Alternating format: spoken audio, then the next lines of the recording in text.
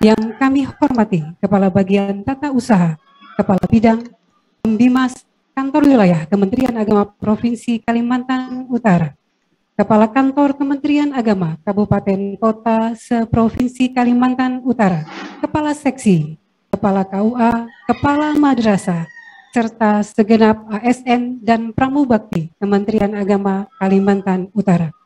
Alhamdulillah, puji serta syukur kita panjatkan kehadirat Allah Subhanahu wa Ta'ala, karena pada pagi hari ini kita semua dapat berkumpul pada kegiatan hari ini, yakni pembinaan dan pencegahan gratifikasi dengan tema menuju Kementerian Agama Provinsi Kalimantan Utara bebas korupsi, yang diselenggarakan pada hari Rabu September 2021. Hadirin dimohon berdiri. Menyanyikan bersama lagu kebangsaan Indonesia Raya.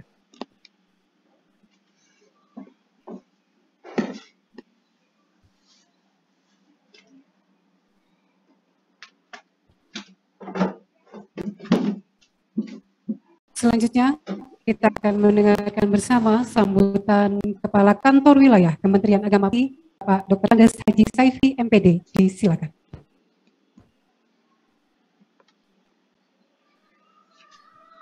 Bismillahirrahmanirrahim.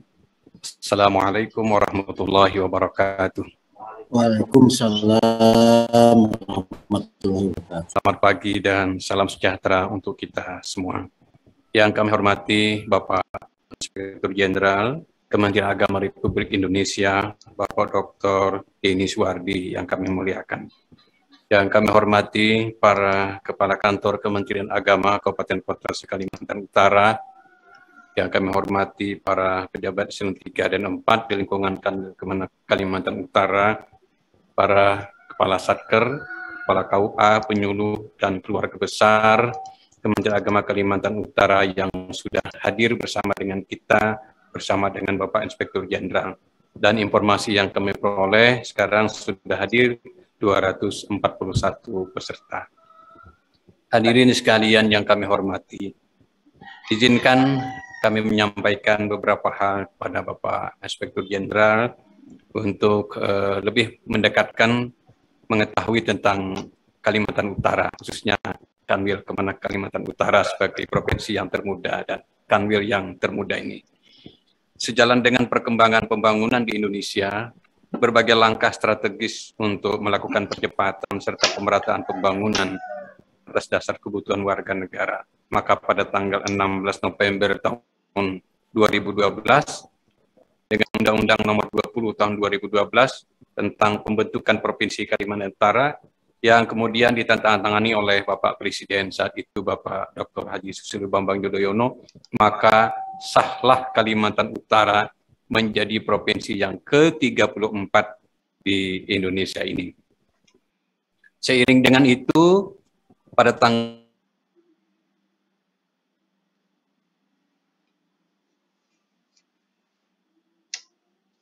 Gubernur Kalimantan Utara yang memiliki wilayah 4 kabupaten dan 1 kota, yaitu Bulungan, Malinau, Nunukan, Tanah Tidung, dan 1 kota Tarakan. Dengan masa tugas beliau 22 April 2015 yang kemudian dilanjutkan oleh Bapak Dr. Andes Riono Budi Sasangko, disampaikan beliau itu tugasnya pada tanggal 12 Februari tahun 2016. Setelah melalui pilkada serentak tanggal 9 Desember 2015, maka terpilih Bapak Dr. Hadi Irianto Lamri dan Haji Udin Hianggio sebagai Gubernur dan Wakil Gubernur untuk Kalimantan Utara periode tahun 2016-2021 yang dilantik pada tanggal 13 atau berdasarkan Kepres nomor 13 tahun 2016, 12 Februari tahun 2016. Selanjutnya, dengan dukungan Gubernur dan OPD serta masyarakat Kalimantan Utara, melalui Peraturan Menteri Agama nomor 65 tahun 2015 tentang pembentukan organisasi dan tata kerja kantor wilayah Kementerian Agama Provinsi Kalimantan Utara, lahirlah kantor wilayah Kementerian Agama Republik Indonesia yang ke-34.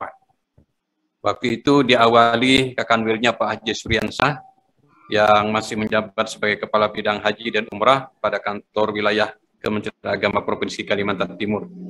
Melalui surat keputusan Menteri Agama nomor B.2/3/01467 tanggal 16 Februari 2016 yang berisi menunjuk Haji Sriansyah MPD menjadi perintis pertama sebagai pengganti sementara Kepala Kantor Wilayah Kementerian Agama Provinsi Kalimantan Utara untuk membangun fondasi awal kantor wilayah Kementerian Agama Provinsi Kalimantan Utara ini.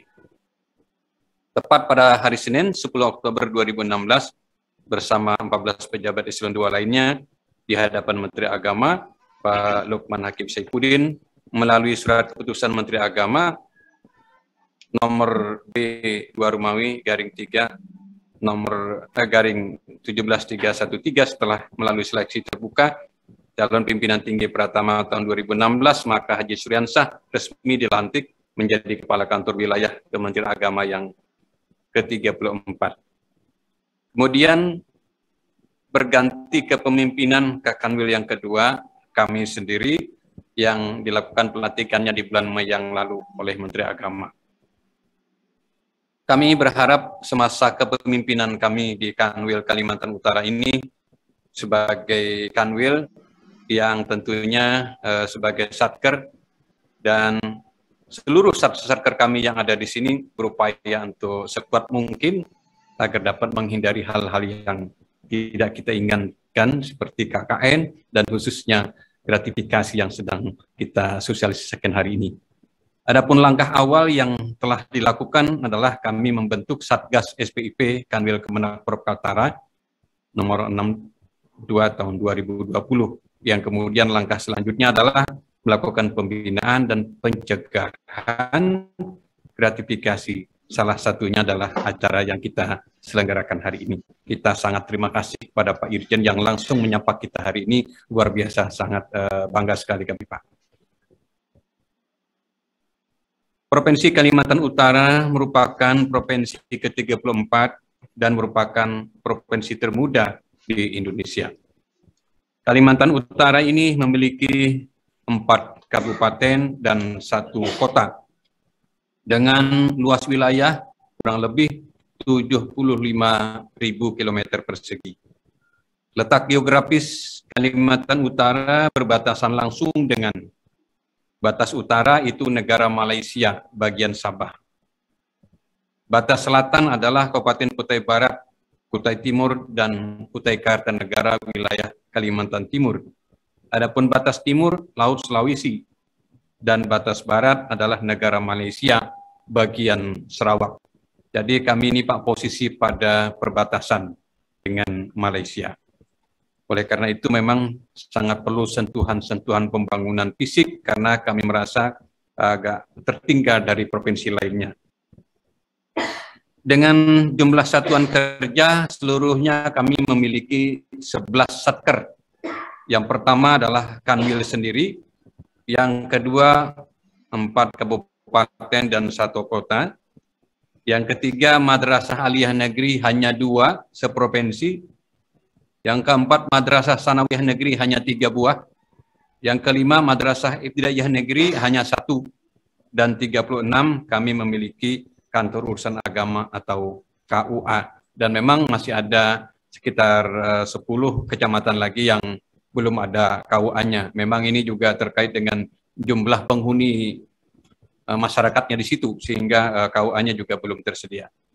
Dengan jumlah pegawai se-Kalimantan Utara sebanyak 508 ASN yang terdiri dari 447 orang dan CPNS-nya 61 orang. Kemudian informasikan juga kepada Bapak bahwa anggaran tahun 2021 ini Kalimantan Utara memiliki 124 miliar lebih dengan realisasi sekitar 80 miliar lebih atau sekitar 64,75%, dan tersisa anggaran sekitar 44 miliar. Untuk tahun 2021 ini Kementerian Agama Kalimantan Utara mendapatkan 5 proyek SBSN dengan total jumlah anggaran 12 miliar lebih. Dengan realisasi sekarang ini, sampai hari ini sekitar 3 miliar lebih, atau hanya 26,36%. Jadi masih tersisa anggaran sekitar 9 miliar lebih. Tapi memang ini terkait dengan proses pelelangan yang cukup panjang, sehingga ini kami sendiri sangat membutuhkan kecepatan pelelangan ini, ada proses-proses percepatan misalnya, sehingga di lapangan juga tidak kesulitan. Walaupun komponen-komponen yang kita lelang sebetulnya mencukupi, namun pada sisi lain ada pelelangan yang tertunda dikarenakan karena kontraktor yang memang daerah lokal atau kontraktor yang berminat, itu kadang-kadang persyaratan-persyaratan yang mereka miliki tidak mencukupi. Dengan demikian lelang itu tidak cukup sekali, akhirnya bisa dilanjutkan kedua kalinya. Nah, oleh karena itu mudah-mudahan pada saatnya nanti ada sedikit percepatan waktu untuk di tahun-tahun yang akan datang, proses-prosesnya lebih mudah sehingga kita juga dapat di awal-awal tahun untuk melaksanakan kegiatan proyek-proyek ini. Dapat kami informasikan juga rincian SPSN yang ada sekarang adalah satu, pembangunan KUA di Kabupaten Nunukan itu nilainya 1.470.000. Kemudian pembangunan KUA di Kabupaten Bulungan nilainya 1.750.000. Ada lagi pembangunan KUA di Tarakan 1.750.000. Pembangunan RKB MAN di Bulungan 4.311.000. Dan juga ada pembangunan PLHUT di Kabupaten Bulungan sekitar 3.428.000 lebih sekian. Itu beberapa proyek yang sedang kami laksanakan. Namun kemarin setelah kita evaluasi bersama, duduk bersama, mereka semua optimis karena pembangunan semua sudah berlangsung dan progresnya sudah kami cek di lapangan. Memang hanya ada sedikit yang mengalami hambatan, misalnya PLHUT, karena ini baru dilaksanakan. Kemarin kami cek di lapangan itu kekurangan tenaga tukang dan material yang belum cukup, namun hari ini setelah kita cek di lapangan, alhamdulillah sudah kelihatan tersedia lebih baik dari hari-hari kemarin. Recording itu in salah satu progress. yang kami lihat butuh untuk percepatan di lingkungan PLHUT kami yang sudah dilaksanakan. Berdasarkan perspektif yuridis kita, jenis-jenis korupsi adalah sebagaimana diatur dalam peraturan perundang-undangan, yakni yang terakhir sebagaimana diatur dalam Undang-Undang Nomor 20 2001 tentang perubahan Undang-Undang Nomor 31 Tahun 99 tentang tindak pidana korupsi. Berdasarkan Undang-Undang 31 99 di Undang-Undang Nomor 20 Tahun 2001, korupsi dirumuskan ke dalam 30 bentuk jenis tindak pidana yang dapat dikelompokkan menjadi 7 jenis. Nah, nanti mudah-mudahan ada penjelasan langsung dari Pak Dirjen seperti 1. Kerugian negara, 2. Penyuapan, 3. Gratifikasi, 4. Penggelapan dalam jabatan. Gratifikasi ini adalah semua pemberian yang diterima oleh pegawai negeri. Oleh karena itu, gratifikasi ini memiliki arti yang netral. Sehingga tidak semua gratifikasi merupakan hal yang dilarang atau sesuatu yang salah. Ini nanti mohon penjelasan Pak Dirjen apa maksudnya ini. Kalau selama ini kami hanya mengartikan gratifikasi itu salah semua. Cuma barangkali ada teman-teman bilang, Pak, dibedakan juga dengan sedekah ini, Pak. Barangkali kalau habis pernikahan Pak KUA itu pulang, ingin naik speed itu, lalu katanya ini ada pisang Pak, ada kelapa, mohon dibawa ini satu tandan, ini bagaimana ini? Ini mana sedekah, mana gratifikasi. Nah, kalau bawa kelapa 5 biji pulang dari seberang sungai, seberang laut, karena mohon izin Pak Inspektur, kami ini geografisnya Kalimantan Utara ini dari kecamatan ke kecamatan ini lebih banyak harus pakai pesawat. Sedangkan kalau pakai kapal, pakai speed ada 2,5 jam, 3 jam, 6 jam ke kecamatan itu. Dan kalau lewat darat, saya sendiri ketika mulai bertugas bulan Mei sampai hari ini keliling wilayah Kalimantan Utara, itu 4 hari lewat darat Pak, baru sampai ke Nunukan. Dan melewati batas-batas negara dengan Malaysia. Luar biasa geografis Kalimantan Utara, walaupun hanya 4 kabupaten dan 1 kota, ternyata luasnya melebihi daripada provinsi yang lain dan apa namanya tantangan geografisnya luar biasa. Nah, musim pandemi ini kita naik pesawat tidak bisa, ya pakai laut juga, ombak di musim bulan Agustus luar biasa. Teman-teman yang ada urusan ke Kanwil ini susah kami lihat. Walaupun kadang-kadang lewat apa namanya Pak, online itu sering tidak bisa nyambung karena signal itu harus berlari ke sana, berlari ke sini, mereka mencari, tidak bisa connect sampai 1 jam.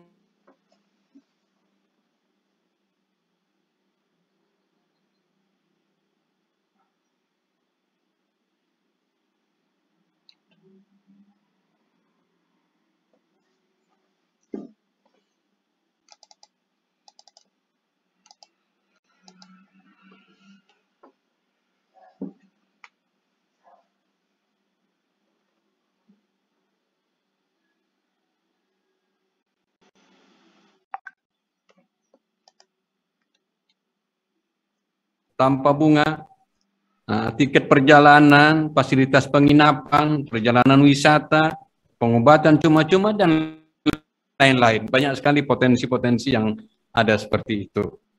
Nah, oleh masalah yang ada pada kami, terutama tadi geografis yang begitu sulit, kemudian tradisi masyarakat, kadang-kadang pulang itu bawa pisang batagor, satu biji itu. Tapi saya mau wanti-wanti teman-teman, hati-hati itu kalau termasuk definisi gratifikasi itu.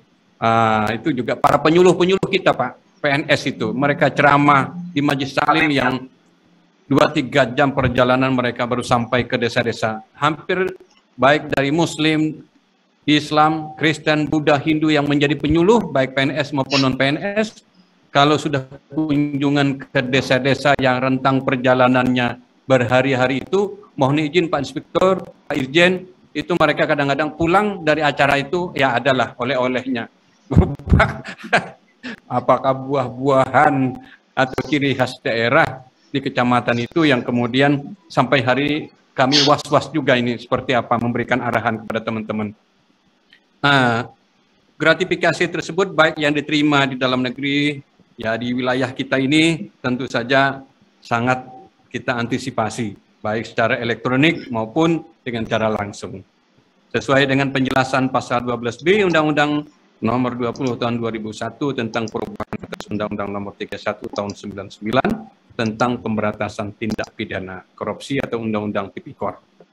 Nah, tentu beberapa kriteria yang termasuk gratifikasi bisa nanti Bapak jelaskan, seperti yang pertama, yang diterima berhubungan dengan jabatan. Nah, ini seperti apa? Kemudian penerimaan tersebut dilarang oleh peraturan yang berlaku, bertentangan dengan kode etik, yang memiliki konflik kepentingan atau merupakan penerimaan yang tidak patut.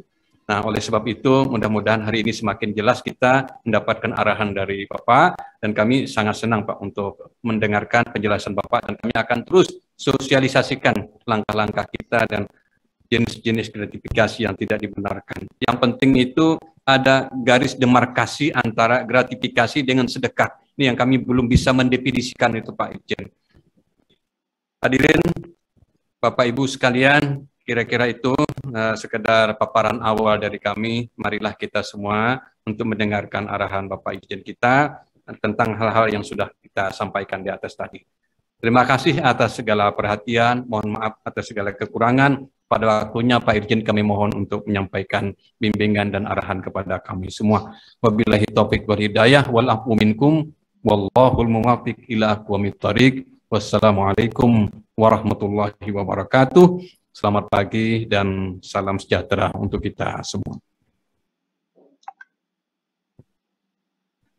Baik Bapak Ibu hadirin yang kami hormati, selanjutnya sebagai ungkapan syukur kita kepada Allah Subhanahu wa Ta'ala, Tuhan yang Maha Kuasa, dan semoga kegiatan pembinaan dan pencegahan gratifikasi yang akan dilaksanakan pada pagi hari ini dapat berjalan dengan lancar. Marilah kita berdoa bersama. Doa akan dipimpin oleh Bapak Muhammad Kasman Ghaffar SE. Disilakan.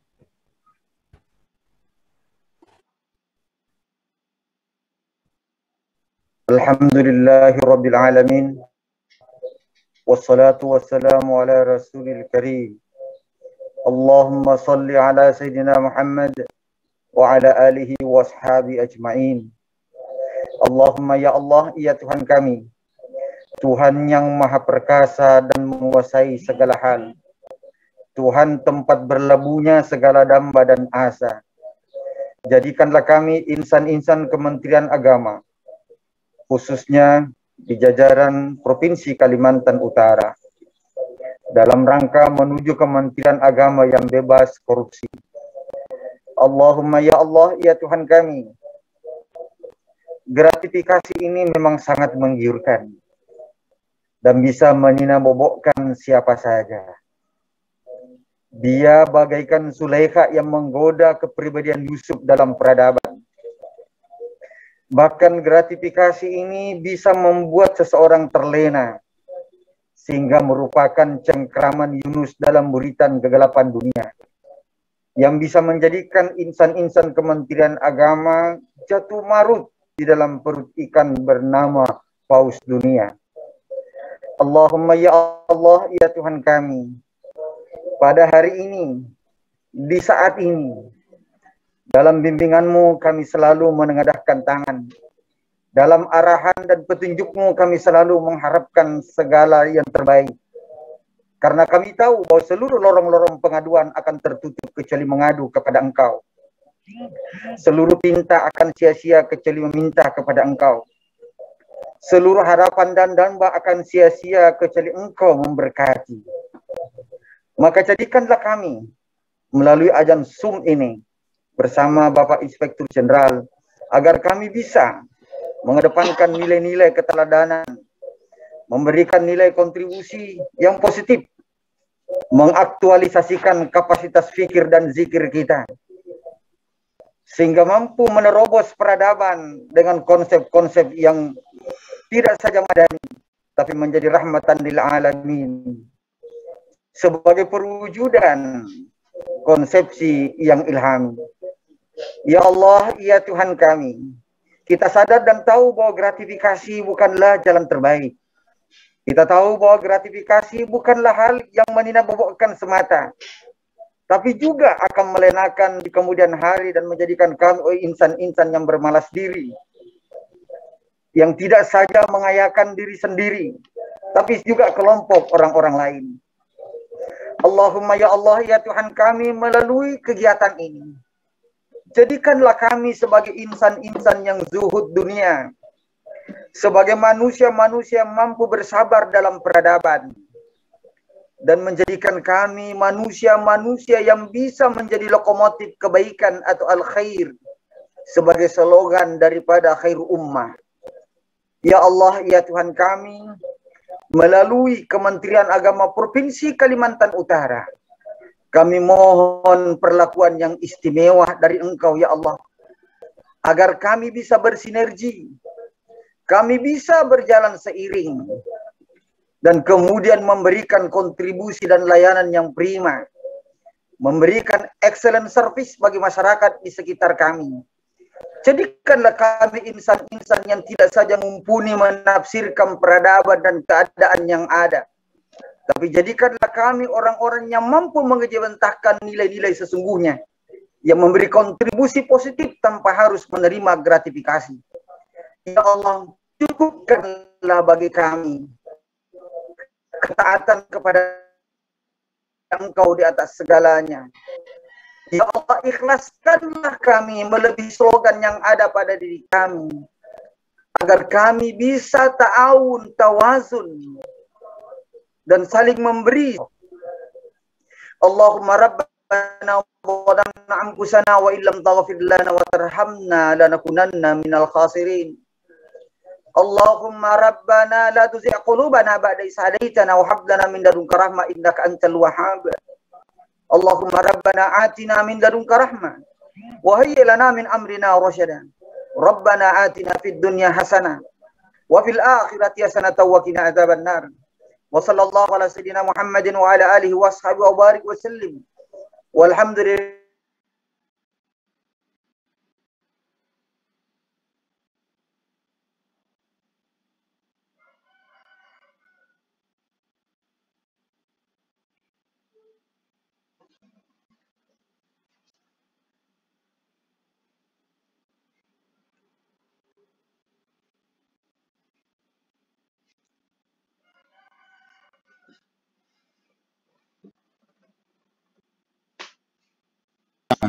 dan ini diwujudkan komitmennya secara formal ya dalam bentuk rencana strategis Kementerian Agama tahun 2020-2024 yang tertuang dalam Peraturan Menteri Agama nomor 12 tahun 2020 ya, di satker bawahnya ya, sampai satker terendah, dan ini harus menjadi rujukan di dalam atau dijadikan haluan di dalam kita menyelenggarakan mandat sesuai dengan yang diberikan di masing-masing satker. Nah, komponen penting rencana strategis ini yang pertama adalah adanya visi, ya, di mana visi ini merupakan visi bersama yang harus kita yakini untuk bisa diwujudkan, di mana visinya adalah Kementerian Agama yang profesional dan andal dalam membangun masyarakat yang soleh, moderat, cerdas, dan unggul untuk mewujudkan Indonesia yang maju, yang berdaulat, mandiri, dan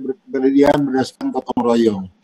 Jadi ini kata-kata kunci dari visi kita adalah profesional dan andal. Dalam hal apa profesional andalnya? Ya, melayani masyarakat untuk supaya membangun masyarakat yang soleh, moderat, ya, cerdas, dan unggul. Ini kata-kata kuncinya. Kemudian bagaimana upaya mewujudkan visi tersebut? Nah, maka harus ada upayanya sesuai dengan mandat tupoksi kita masing-masing, dan dikelompokkan dan diyakini untuk mewujudkan tersebut adalah 6 misi. Nah, misi pertama adalah meningkatkan kualitas kesolehan umat beragama, dan ini sangat terkait dengan fungsi agama. Kemudian juga yang kedua adalah meningkatkan moderasi beragama dan kerukunan hidup beragama. Ini juga masih sangat terkait dengan fungsi agama. Kemudian yang ketiga adalah meningkatkan layanan keagamaan yang adil, mudah, dan merata. Ini juga masih terkait dengan fungsi agama. Kemudian yang keempat adalah meningkatkan layanan pendidikan yang merata dan bermutu. Ini sangat terkait dengan fungsi pendidikan. Dan yang kelima adalah meningkatkan produktivitas dan daya saing pendidikan. Ini sangat terkait dengan fungsi pendidikannya, namun leading sektornya ada di perguruan tinggi keagamaan negeri PTKN. Dan yang keenam adalah memantapkan tata kelola pemerintahan yang baik. Ya, benar. Jadi tuntutan masyarakat internasional maupun masyarakat Indonesia terhadap terwujudnya tata kelola pemerintahan yang itu sudah dikomitmenkan kuat di dalam misi keenam ini. Jadi memantapkan tata kelola pemerintahan yang baik. Nah, Bapak dan Ibu, misi tersebut dijabarkan ke dalam 6 tujuan dan 13 sasaran strategis, dan tentu upaya untuk mewujudkan tujuan dan sasaran itu melalui strategi untuk mencapainya yang meliputi kebijakan, program, dan kegiatan. Itulah haluan yang harus kita pahami, mengerti, yakini, komitmenkan, dan diniatkan untuk dirujuk dalam penyelenggaraan pemerintahan pembangunan pelayanan publik di seluruh komponen di Kementerian Agama, dari mulai satker tertinggi maupun satker di tingkat terbawah. Nah, Bapak dan Ibu, kami akan mengupas lebih lanjut sesuai dengan tema kali ini, yaitu pembinaan dan pencegahan gratifikasi. Nah, keterkaitan dengan 6 misi tersebut itu sangat terkait dengan misi ke-6, yaitu memantapkan tata kelola pemerintahan yang baik. Di mana tata kelola pemerintahan yang baik itu bisa diartikan adanya suatu keserasian, seimbangan atau harmonisasi di antara sebuah komponen masyarakat, juga komponen dunia usaha, dan juga komponen pemerintah itu sendiri. Jadi kita melaksanakan mandat, ya, fungsi agama maupun fungsi pendidikan agama keagamaan itu harus betul-betul melibatkan pilar-pilar utamanya dunia usaha maupun masyarakat pada umumnya. Jadi tidak hanya kita bergerak sendiri, harus ada upaya kolaborasi alias strategis dengan semua pilar tersebut. Nah, melalui upaya apa? Yaitu setiap penyelenggaraan pemerintahan pembangunan itu harus betul-betul melibatkan seluruh pilar tersebut, masyarakat, dunia usaha, dan juga antar pemerintah di lingkungan masing-masing gitu ya. Tidak hanya Kementerian Agama, Forkopimda daerah, satker-satker mitra-mitra yang terkait, ini harus semua digerakkan, jadi melibatkan masyarakat di dalamnya. Kemudian setiap penyelenggaraan pemerintahan dan pembangunan Sedang pelayanan publik kepada masyarakat itu harus betul-betul dilakukan secara transparan. Transparan dalam hal pengambilan keputusan, dalam hal memberikan informasi yang material dan penting kepada masyarakat, tentu dengan mengutamakan ya aturan-aturan main terkait keterbukaan informasi publik, kemudian juga aturan main mengenai PPID, dan tentu ini semua harus didukung dengan media secara teknologinya baik ya, dengan menggunakan teknologi informasi komunikasi yang berbasis pada sistem pemerintahan berbasis elektronik. Kemudian yang ketiga, tentu setiap penyelenggaraan pemerintahan dan pembangunan setiap pelayanan publik itu harus betul-betul dilakukan secara akuntabel atau akuntabilitas, mampu dipertanggungjawabkan oleh setiap penerima amanah kepada pemberi amanah secara berjenjang. Nah, akuntabilitas yang paling penting kan Pak Guna vertikal ya, kepada Allah Subhanahu wa Ta'ala, Tuhan Yang Maha Esa. Ini kita harus dapat setiap amanah harus mampu dipertanggungjawabkan secara vertikal, secara apa istilah akuntabilitas spiritual gitu ya. Kalau akuntabilitas yang non spiritual, yaitu pada hakikatnya ada dua, yaitu akuntabilitas keuangan, di mana Bapak dan Ibu harus mengolah keuangan dengan efisien, efektif, ekonomis, berorientasi hasil, tidak menghasilkan proyek-proyek yang mangkrak dan sebagainya, betul-betul harus dirasakan manfaatnya oleh masyarakat, didukung bukti-bukti yang memadai, pertanggungjawabannya tidak boleh ada yang fiktif, kemudian disajikan dalam catatan pelaporan keuangan, kemudian juga nanti akan diaudit oleh BPK-RI atau Itjen dan juga dipertanggungjawabkan dengan baik. Dan tentu Bapak dan Ibu harus mampu memberikan kontribusi yang baik bagi pencapaian akuntabilitas keuangan melalui laporan keuangan Kementerian Agama, sehingga memperoleh opini derajat tertinggi dari BPK-RI dengan derajat yang tinggi yang namanya wajar tanpa pengecualian yang sudah kita raih 5 tahun berturut-turut. Mudah-mudahan Bapak dan Ibu-Ibu yang terhormat bisa memberikan kontribusi terhadap pencapaian akuntabilitas keuangan ini. Kemudian juga yang kedua adalah akuntabilitas kinerja. Nah, akuntabilitas kinerja itu Bapak dan Ibu harus mampu mengolah pencapaian kinerja dengan memadai sesuai dengan tapkin atau apa perencanaan kinerja. Kemudian tapkin sudah ditetapkan secara berjenjang itu harus betul-betul bisa dicapai. Kalaupun tidak dicapai harus jelas pertanggungjawabannya. Kalau berhasil kenapa berhasil, kalau gagal kenapa gagal. Dan apakah penuh dikendalikan oleh Bapak dan Ibu atau di luar kendali Bapak dan Ibu, ini harus dijelaskan pencapaian kinerja. Dan media penyajiannya adalah laporan kinerja yang berbasis pada sistem akuntabilitas kinerja instansi pemerintah. Dan ini harus betul-betul disajikan ya setiap tahun bersamaan dengan penyajian laporan keuangan. Dan ini kinerjanya juga harus betul-betul sesuai dengan yang ditargetkan gitu. Dan ini ada pertanggungjawabannya setiap akhir tahun bagaimana pencapaian kinerja ini. Contohnya kinerja dalam pelaksanaan reformasi birokrasi, misalnya dalam upaya untuk termasuk upaya percepatannya melalui pembentukan zona integritas menuju wilayah bebas dari korupsi, menuju wilayah birokrasi bersih melayani. Apakah upaya percepatan yang merupakan miniatur reformasi birokrasi itu sudah betul-betul diwujudkan, diinternalisasi gitu kan, di proses pembatinannya udah betul-betul dibangun ya, dilaksanakan, diinternalisasi dengan baik di wilayah Kementerian Agama Provinsi Kalimantan Utara ini. Saya inginkan ada satker yang sudah memperoleh predikat WBK, WBBM itu di Provinsi Kalimantan Utara ini. Meskipun kita provinsi termuda dengan letak geografisnya yang sangat strategis, itu saya inginkan semua harus terdepan ya. Kami yakin yang Itjen itu bisa membantu dan menjadi mitra, meskipun jauh di mata namun tetap dekat di hati. Itu yang menjadi moto kami untuk melayani Bapak dan Ibu. Nah, Bapak dan Ibu sekalian, untuk meningkatkan transparansi dan akuntabilitas tersebut telah sedang dan terus bergulir ya. Salah satunya adalah tadi komitmen Pak Dis Menteri adalah menerapkan reformasi birokrasi itu betul-betul secara terstruktur, terukur, komprehensif, berkesinambungan melalui upaya percepatannya tadi yang namanya pembentukan Jobna Integritas WBK WBM tersebut. Di mana pada hakikatnya reformasi birokrasi itu adalah ada 3 sasaran utama yang harus Bapak dan Ibu wujudkan, gitu ya. Pertama adalah betul-betul Bapak dan Ibu itu harus menjadikan birokrasi yang bersih dan akuntabel.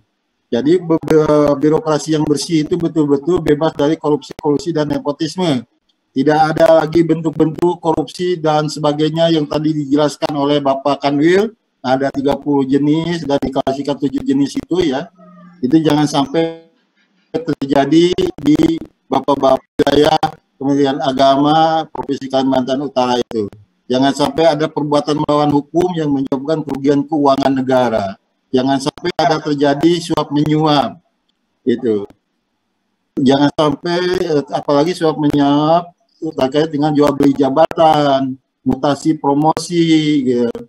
Untuk supaya tidak dimutasi ke tempat yang harus ada biaya segala macam, penguatan liar dan pelayanan itu tidak boleh ada. Kemudian juga tidak boleh adanya gratifikasi yang nanti akan kita bahas. Hindari.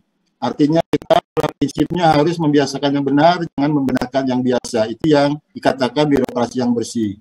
Kalau birokrasi yang akuntabel tadi sudah jelaskan, di sisi akuntabel keuangan, Bapak harus menyusun dan menyajikan laporan keuangan yang didukung dengan bukti-bukti yang sah ya, yang bisa dipertanggungjawabkan ya. Makanya dokumen-dokumen, bukti-bukti tersebut harus dikelola dengan baik, diarsipkan dengan baik, dan sampai karena kelalaiannya bukti itu tidak ada, nanti pas pemeriksa datang dianggap fiktif, padahal memang bukti-buktinya ada, kegiatan dilaksanakan hanya karena kelalaian, tidak mendokumentasikan bukti-bukti pertanggung jawaban yang baik. Juga dari akuntansi kinerja tadi, laporan kinerjanya betul-betul harus tepat waktu dan tentu sesuai dengan pencapaian kinerja Bapak-Bapak yang ditetapkan dengan dalam rencana kinerja atau TAPKIN istilahnya. Sasaran yang kedua dari birokrasi, reformasi birokrasi adalah birokrasi yang kapabel. Artinya Bapak dan Ibu harus betul-betul profesional, mumpuni dalam setiap melaksanakan tugas dan fungsi terkait penyelenggaraan pemerintahan, pembangunan, dan pelayanan publik kepada masyarakat. Nah, ini harus mumpuni ya. Mumpuni dalam segala hal, dari mulai perencanaan ya, perencanaannya gitu, merencanakannya harus benar-benar sesuai kebutuhan ya, tidak didasarkan pada pesanan orang-orang tertentu, oknum-oknum tertentu. Kemudian juga rencana kebutuhan barang milik negara misalnya untuk tahun 2023 sudah dibuat gitu kan, dengan basisnya ada kebutuhan, kemudian dianggarkan dengan memadai, jangan kegiatan yang tidak anggarannya gitu kan, anggarannya juga harus ada. Kalau ada perubahan-perubahan, refokusi segala macam harus dilakukan revisi. Kemudian setelah dianggarkan,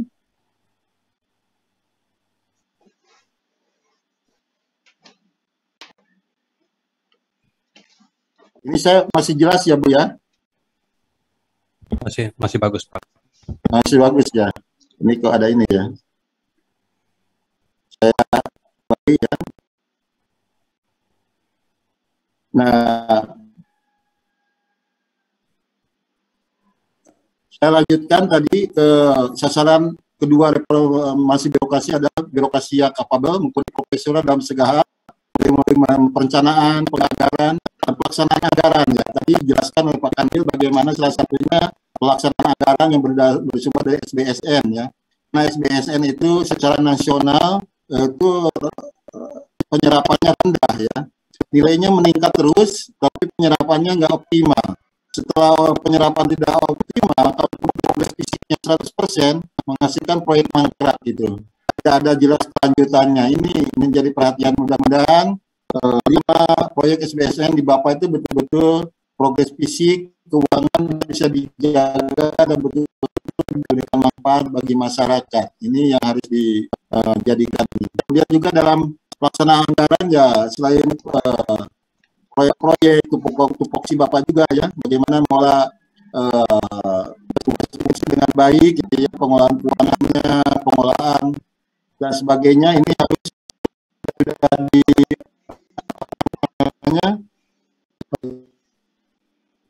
dilaksanakan ya, bagaimana segala macamnya ini harus dilaksanakan. Kemudian yang ketiga adalah birokrasi yang betul-betul mampu memberikan pelayanan prima kepada masyarakat. Sebenarnya inti daripada reformasi itu adalah 3 sebut. Kalau Bapak dan Ibu sudah betul-betul tidak melakukan pungutan liar, ya, setiap mau naik golongan, tidak ada pungutan liar dalam bentuk apapun juga, ya. Kemudian gratifikasi nanti yang akan saya jelaskan, kemudian juga akuntabel, kemudian juga mengolah profesional dan memberikan pelayanan prima melebihi apa yang diinginkan oleh masyarakat. Itu pada hakikatnya itu Bapak dan Ibu itu sudah melaksanakan reformasi secara kapal. Jadi sebenarnya reformasi birokrasi itu nggak perlu repot-repot ya, barang baru atau apa. Pada hakikatnya ada 3 tadi. Kalau memang Bapak tidak melakukan pungutan liar, mengolah amanah dengan mumpuni, profesional, kemudian juga melayani masyarakat dengan baik, itu sudah Bapak pada hakikatnya sudah melakukan reformasi birokrasi yang baik. Nah, untuk mewujudkan 3 sasaran tersebut, maka ada upaya untuk mencapainya melalui 8 area perubahan, di mana yang pertama adalah manajemen perubahan. Di sini sangat erat kaitannya dengan bagaimana upaya kita melakukan perubahan mindset, kultur set yang harus berorientasi pada hasil. Ya. Setiap anggaran yang keluar, meskipun ₹1 harus betul-betul dipertanggungjawabkan untuk memberikan manfaat bagi masyarakat, orientasi hasil. Dan juga budaya-budaya selain kinerja tinggi, orientasi juga harus menanamkan budaya anti korupsi yang nanti akan kita bahas lanjut. Nah, kemudian dari yang kedua adalah penataan regulasi ya, kebijakan atau aturan-aturan. Yang paling penting jangan sampai ada peraturan dan bahkan menghambat seseorang untuk misalnya berkarya lebih baik atau lain sebagainya. Kemudian juga yang ketiga adalah penataan organisasi. Nah, ini penataan organisasi betul-betul organisasi yang diharapkan sekarang adalah kayak fungsi miskin struktur. Makanya penyelenggaraan birokrasi sekarang itu lebih kepada bagaimana struktura itu dialihkan menjadi fungsional, karena memang keinginan yang dilakukan pemerintah adalah organisasi yang kayak fungsi miskin struktur, dan tentu ini menjadi tugas kita bersama. Kemudian juga area perubahan yang berikutnya, yang keempat adalah penataan tata laksana. Nah, tata laksana itu betul-betul semua kegiatan kita itu harus berdasarkan pada SOP kebijakan yang ada, direvisi, diperbaharui secara berkala, dan kalau bisa didukung dengan teknologi informasi komunikasi yang memadai. Kemudian selain penataan tata laksana juga penataan sistem manajemen pegawai. Nah, ini bagaimana jangan sampai karir seseorang terhambat hanya karena misalnya tidak berbasis pada kompetensi, tidak atau bukan merupakan apa istilahnya tuh talenta yang diharapkan, misalnya karena ada banyak yang misalnya berprestasi baik tapi tidak sejalan dengan pimpinan, bisa terhambat karirnya. Kemudian mutasi profesinya juga harus jelas. Kalau udah lebih dari 5 tahun harus betul-betul dimutasi. Kalaupun ada berprestasi ya dipromosikan. Jangan sampai arena mutasi promosi itu menjadi ajang untuk memupuk dana. Nah, jangan sampai gitu. Mutasi pungli, untuk mempromosi juga pungli juga, gitu. Itu harus dihindari, jangan sampai terjadi. Kemudian selain penataan manajemen yang berbasis merit system tadi, juga adalah penataan dan penguatan akuntabilitas.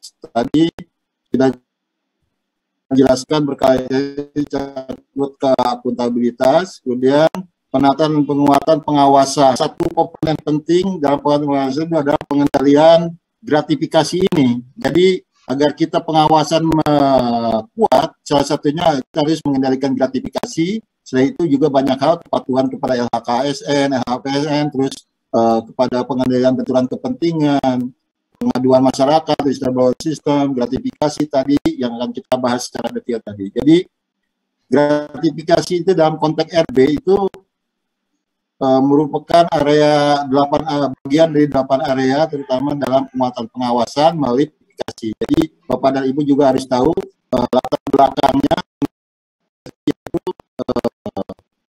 komponen penting dari 8 area perubahan tersebut dalam reformasi birokrasi tersebut. Dan kemudian yang terakhir adalah peningkatan kualitas pelayanan kepada masyarakat. Itu 8 area yang harus Bapak wujudkan sasaran utama reformasi tadi, yaitu birokrasi yang bersih dan akuntabel, birokrasi yang capable, dan juga birokrasi yang mampu memberikan pelayanan prima kepada masyarakat. Jadi latar belakang mengapa gratifikasi itu menjadi penting karena memang komitmen yang kuat daripada pimpinan kita ya terkait dengan pelaksanaan reformasi birokrasi, di mana kedudukan pengendalian gratifikasi itu akan memperkuat salah satu dari 8 area perubahan, terutama penguatan akuntabilitas. Nah, Bapak, setelah itu apa latar belakangnya kita harus mengendalikan gratifikasi? Tadi, sebagaimana dijelaskan oleh Bapak Kanwil, ya karena ada landasan formilnya, dasar hukumnya ya untuk menerapkan, mengendalikan gratifikasi sebagai wujud untuk pemberantasan bidang korupsi. Salah satunya adalah Undang-Undang 20 tahun 2021 yang dijabarkan dalam aturan yang lebih teknis ya dalam PMA 34 2019 tentang gratifikasi dan juga peraturan Komisi Pemberantasan Korupsi nomor 2 tahun 2019 yang akan kita bahas lebih lanjut. Nah, Bapak dan Ibu, kita yakin-yakinnya dan kami juga menyadari bahwa Bapak dan Ibu sebenarnya mengendalikan gratifikasi itu tidak hanya untuk memenuhi kebutuhan formil ini, tapi lebih dari itu bahwa Bapak Ibu bisa mengendalikan gratifikasi untuk tidak menerima gratifikasi itu karena memang didasarkan oleh keyakinan yang kuat bahwa dan penyadarannya hakiki karena kita ingin melaksanakan amanah secara baik tanpa melakukan korupsi, kolusi, atau nepotisme. Nah, dengan mengetahui itu, tadi ini sudah dijelaskan ya oleh Pak Kanwil, ada 30 jenis dan 7 kelompok, di mana gratifikasi itu merupakan salah satu bentuk jenis korupsi dari 7 jenis korupsi itu, salah satunya gratifikasi. Dan gratifikasi tersebut bisa kita tekankan, itu gratifikasi itu sebagai akar dari kada korupsi. Karena seperti tadi, apa yang didoakan ya oleh Bapak Tuas Doa itu, memang gratifikasi itu akar dari korupsi. Karena nggak terasa, tapi bisa menyebabkan lahirnya korupsi-korupsi lain gitu. Nah, ini perlunya harus dikendalikan. Jadi kalau gratifikasi ada akar dari korupsi.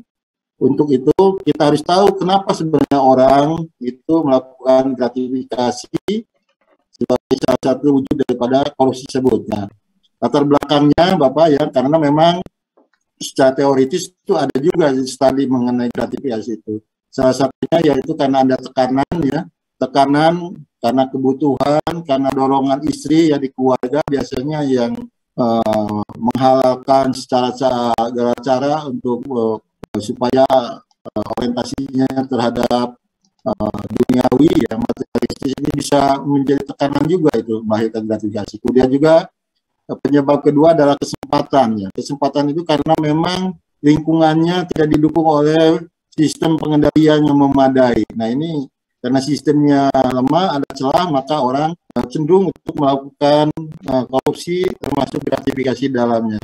Kemudian juga penyebab yang ketiga ada rasionalisasi, pembenaran ya. Kalau orang bisa menerima gratifikasi, kenapa saya enggak gitu? Apalagi ini saya jauh ya, letaknya perjalanannya juga jauh, transportasinya juga tidak memadai, biaya di kantor memadai, banyak keluar uang sendiri misalnya. Maka saya menerima sesuatu yang bukan haknya, karena kita misalnya sudah digaji dan berikan layanan itu oleh negara. Nah, karena misalnya letaknya yang jauh, gitu kan, biaya transportasinya tidak menggambarkan kondisi real, transportasinya nggak mencukupi. Nah ini ya pembiaran inilah yang sering dilakukan. Bahkan misalnya karena peraturan Menteri Keuangan tidak membolehkan adanya honor diterima sebagai narasumber untuk sesama DIPA Kementerian Agama misalnya, akhirnya dengan cara yang lain melahirkan honor-honor sebagai narasumber ilegal dengan memupuk dananya bukan dari DIPA tapi misalnya mengumpulkan secara sukarela. Nah itu pun akan melahirkan korupsi yang baru karena pengelolaan keuangan misalnya dengan SPG fiktif dan segala macam. Nah ini yang harus dihindari. Kemudian penyebab yang keempat adalah adanya kapabilitas ya, adanya salah satunya ya ada kewenangan yang melekat gitu ya, kewenangannya disalahgunakan, kewenangannya tidak didukung akuntabilitas, maka akan melahirkan korupsi dan nepotisme. Itulah penyebabnya yang perlu Bapak dan Ibu sendiri. Dan dari 4 penyebab ini berdasarkan analisis kami kelompokkan kepada 3 besar, yaitu penyebab korupsi dari aspek manusia, kemudian penyebab korupsi dari aspek budaya, dan juga penyebab korupsi ya termasuk gratifikasi dari sisi aspek sistem. Nah, bagaimana upaya mencegahnya setelah kita tahu penyebabnya, tahu artinya gitu kan?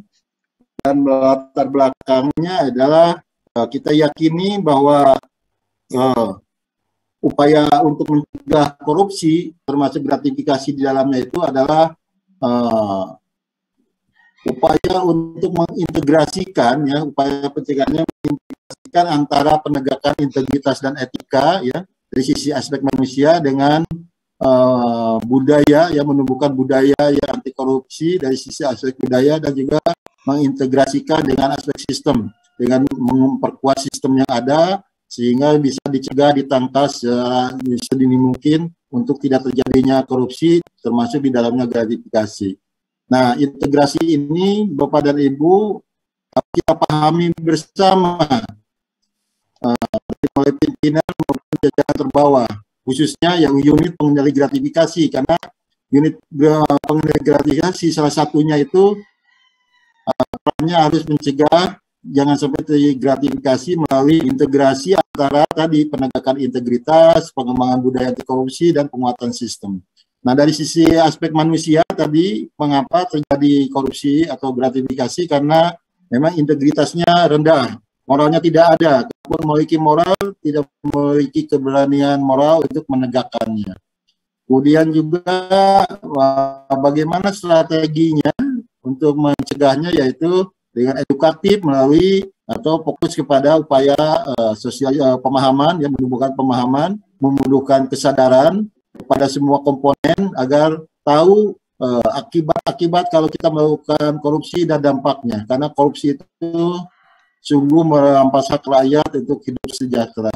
Bagaimana caranya? Kalau udah tahu strateginya secara edukatif ya, caranya ya seperti sekarang pembinaan dan sosialisasi, pembelajaran anti korupsi, anti gratifikasi, kemudian kalau bisa juga kita kolaborasikan dengan pembentukan masyarakat anti korupsi melalui komunitas-komunitas yang ada misalnya, dan outcome yang diharapkan dengan pendekatan ini adalah tumbuhnya kesadaran dan tumbuhnya pemahaman kepada kita semua untuk selalu anti korupsi dan anti gratifikasi.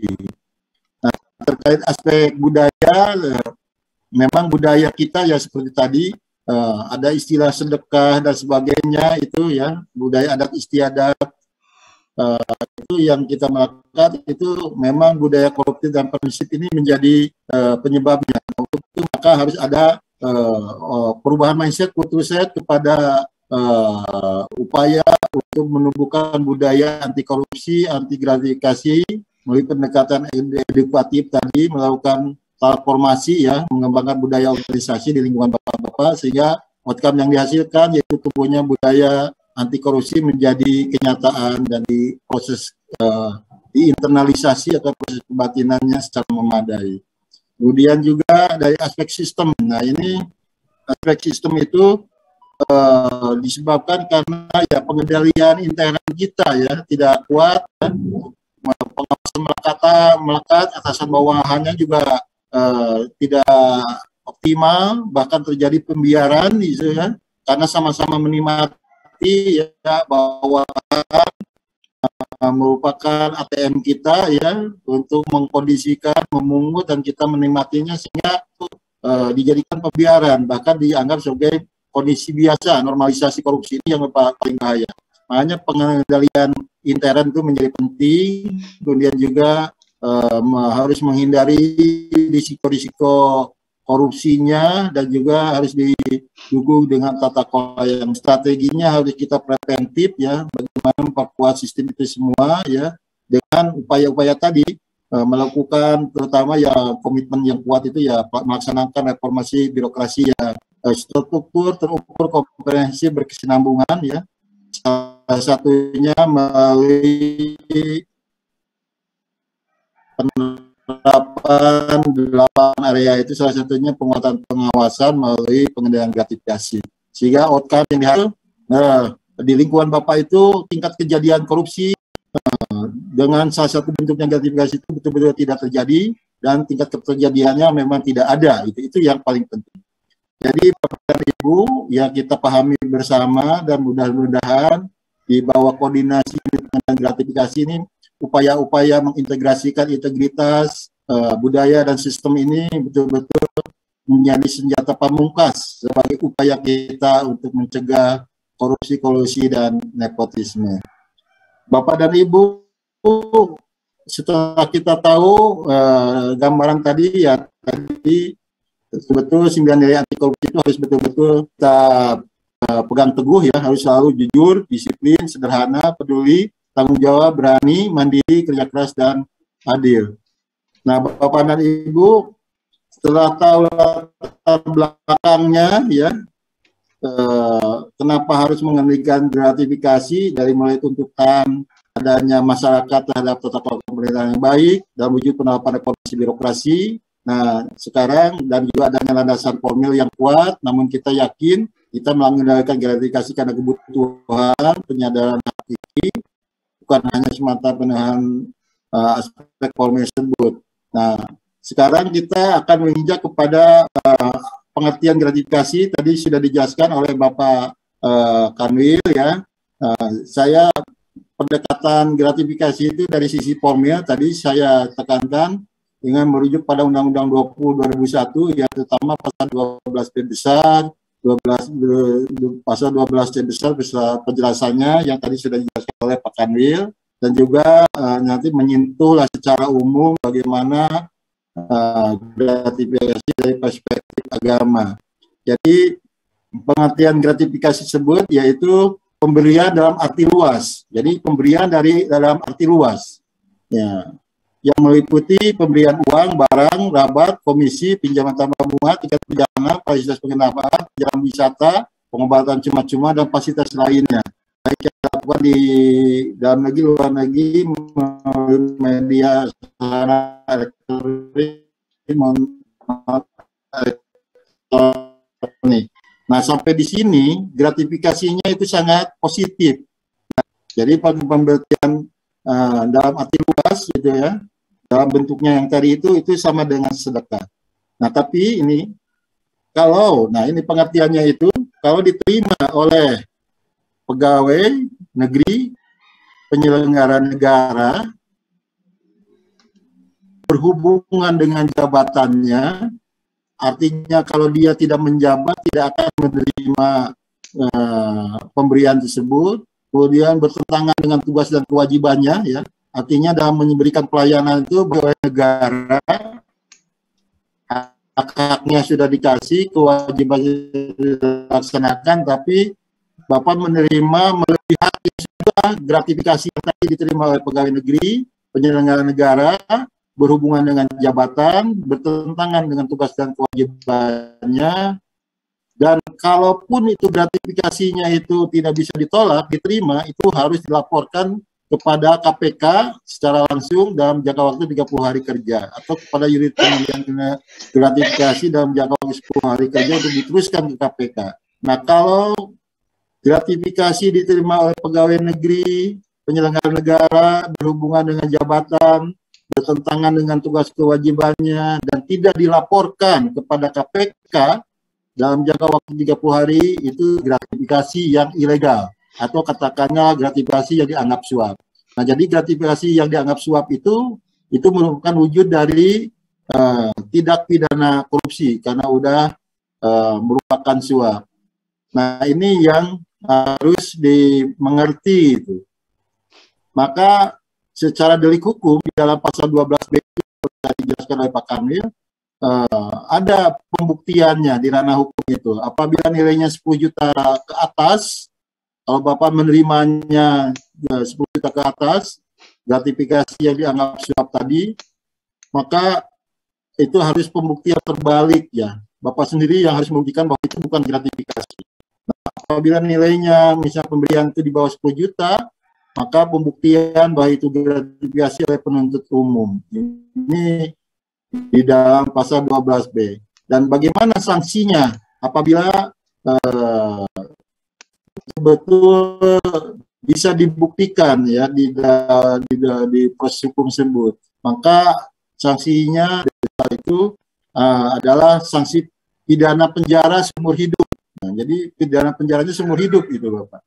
Dan ini contohnya sudah ada ya dalam kasus gratifikasi jual beli hasil sengketa pilkada ini. Mungkin Bapak dan sudah tahu siapa yang dikenakan pasal. Kemudian juga pidana penjara paling singkat 4 tahun, paling lama 20 tahun. Ini banyak juga nih ya, yang mengalaminya. Kemudian juga sanksi pidana denda minimal 200 juta, maksimal 1 miliar. Jadi inilah sanksi hukum yang ditetapkan berdasarkan Undang-Undang 20 tahun 2001 tentang tindak pidana korupsi. Nah, untuk itu maka gratifikasi itu nanti prinsipnya itu harus ditolak. Jadi prinsip dasar pengendalian gratifikasi ada harus menolak gratifikasi yang dianggap suap. Ya. Karena ada nanti jenis gratifikasi yang legal, yang boleh diterima, itu nanti dibahas. Nah, Bapak dan Ibu, mengendalikan gratifikasi kita itu bisa menjalankan amanah sebaik-baiknya, tentunya Kementerian Agama dengan marwah yang tinggi dipercaya oleh masyarakat. Nah, bagaimana ini saya jelaskan sama aja ya, karena merujuk kepada undang-undang tadi PMA 34. Nah, kemudian sebelum nanti ke jenis korupsi, saya juga jelaskan pengertian gratifikasi dari sisi perspektif agama. Mungkin Bapak dan Ibu sudah punya ya bukunya, buku mengenai gratifikasi dalam perspektif agama itu.